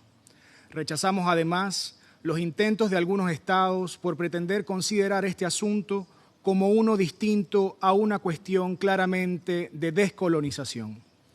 En este contexto reafirmamos la imperiosa necesidad de reactivar a la brevedad posible el proceso político en el Sahara Occidental mediante negociaciones directas entre las partes bajo los auspicios de las Naciones Unidas. De allí que en línea con nuestra diplomacia bolivariana de paz, apoyamos firmemente todos y cada uno de los esfuerzos que nos puedan acercar al logro de una solución pacífica, justa, duradera y mutuamente aceptable a esta cuestión. Resulta vital, en nuestra opinión, preservar un horizonte político que permita aliviar sin más demoras el sufrimiento y la frustración del heroico pueblo saharaui, tal como nos han recordado hoy varios de los peticionarios, prolongado este sufrimiento ya por más de medio siglo en el tiempo. Señora Presidenta, Venezuela seguirá apoyando con determinación la causa del hermano pueblo saharaui, no solo a nivel político y diplomático, sino también en términos de cooperación y capacitación, incluyendo a través de la formación de jóvenes que cursan hoy estudios superiores en nuestro país. Renovamos así nuestro compromiso con seguir respaldando al pueblo saharaui en la formación de profesionales en distintas áreas, en línea con las disposiciones de la Resolución 78/84 de la Asamblea General y con nuestra promesa de no dejar a nadie atrás. Señora Presidenta, mientras existan pueblos sometidos a la opresión del yugo colonial, el trabajo de este Comité Especial y de la Organización de las Naciones Unidas como un todo seguirá inconcluso. Por ello, hacemos votos para lograr que desde este Comité Especial alcancemos los consensos necesarios para avanzar con carácter de urgencia en iniciativas concretas que puedan respaldar los esfuerzos diplomáticos en curso para acercar a las partes y avanzar así hacia la realización plena de los derechos inalienables, incluyendo a la libre determinación y las legítimas aspiraciones nacionales del hermano pueblo saharaui, de conformidad con las disposiciones de la Resolución 1514 de la Asamblea General. Muchas gracias, señora Presidenta. Thank you. I thank the distinguished representative of Venezuela. We will hear the last speaker. I now recognize and give the floor to Nicaragua. Nicaragua, you have the floor. Señora Presidenta, nuestras felicitaciones a usted por su elección. Nos complace tener a una hermana nación caribeña al frente de nuestros trabajos en este comité tan importante. Nuestro reconocimiento también a los miembros del Buró por su reelección y a la Secretaría del Comité, nuestro aprecio y agradecimiento por su eficiente trabajo y apoyo a nuestro comité. Les reiteramos a todos nuestra colaboración. Desde el surgimiento de la imposición colonial, nuestros pueblos han luchado heroicamente en contra de la ocupación, enarbolando las banderas de la liberación nacional, la independencia, la soberanía nacional y la autodeterminación, habiendo alcanzado significativos avances en los procesos de descolonización. Nicaragua, desde el triunfo de la Revolución en 1979 y el Frente Sandinista de Liberación Nacional, encabezado por nuestro presidente comandante Daniel Ortega y vicepresidenta compañera Rosario Murillo, ha tenido una política exterior de apoyo a las justas causas de los pueblos, entre ellas la descolonización y la lucha en contra de la ocupación colonial. La autodeterminación es un derecho de los pueblos, no una concesión imperial. Inmersos aún en el 4º decenio internacional para la erradicación del colonialismo y como miembros de este comité, es nuestra responsabilidad histórica asegurar que la autodeterminación de los pueblos se cumpla y ejerza sin excepción. Nicaragua reitera su solidaridad con los pueblos en los territorios no autónomos y otros territorios en la búsqueda y lucha por sus derechos inalienables a la autodeterminación, independencia, libertad y al derecho en paz y con soberanía nacional. Señora Presidenta, en cuanto al tema que nos ocupa, desde hace casi 5 décadas el pueblo saharaui ha sido privado de su derecho inalienable a la autodeterminación y durante casi medio siglo han sufrido el exilio, la ocupación y la privación de sus derechos. El valiente pueblo saharaui ha luchado incansablemente por la justicia y el derecho a vivir y prosperar en su propio territorio, siendo libres y soberanos, defendiendo su dignidad e ideales. Celebramos el 48 aniversario de la proclamación de la República Árabe Saharaui Democrática el pasado 27 de febrero de 2024. Aprovechamos también la oportunidad para felicitar al hermano pueblo y gobierno de la República Árabe Saharaui Democrática por la conmemoración del 51 aniversario de la fundación del Frente Polisario y del inicio de la lucha del pueblo saharaui contra el colonialismo español.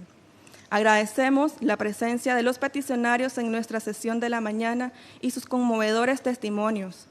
Nuestros saludos revolucionarios de juventud a juventud victoriosa, a la juventud saharaui, y a su espíritu de lucha, de determinación y de sacrificio por la victoria, la independencia, soberanía y autodeterminación de su pueblo.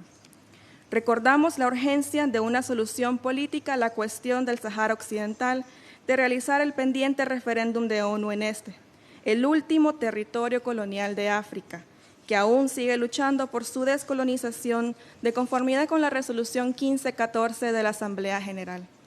Asimismo, instamos a la reanudación de un proceso de negociación entre las partes, sin condiciones previas y de buena fe, que permita finalmente al pueblo saharaui ejercer plenamente sus derechos inalienables a la libertad, independencia y autodeterminación. Muchas gracias, señora Presidenta. I thank the distinguished representative of Nicaragua. Distinguished delegates, we have now come to the end of this morning's meeting. I take the opportunity to thank the interpreters. I invite delegates to have a look at the live list posted on the corner of both exit doors. And in accordance with our program of work, we will hear the remaining speakers at 3 p.m. this afternoon in this conference room. Have a good lunch. The meeting is adjourned.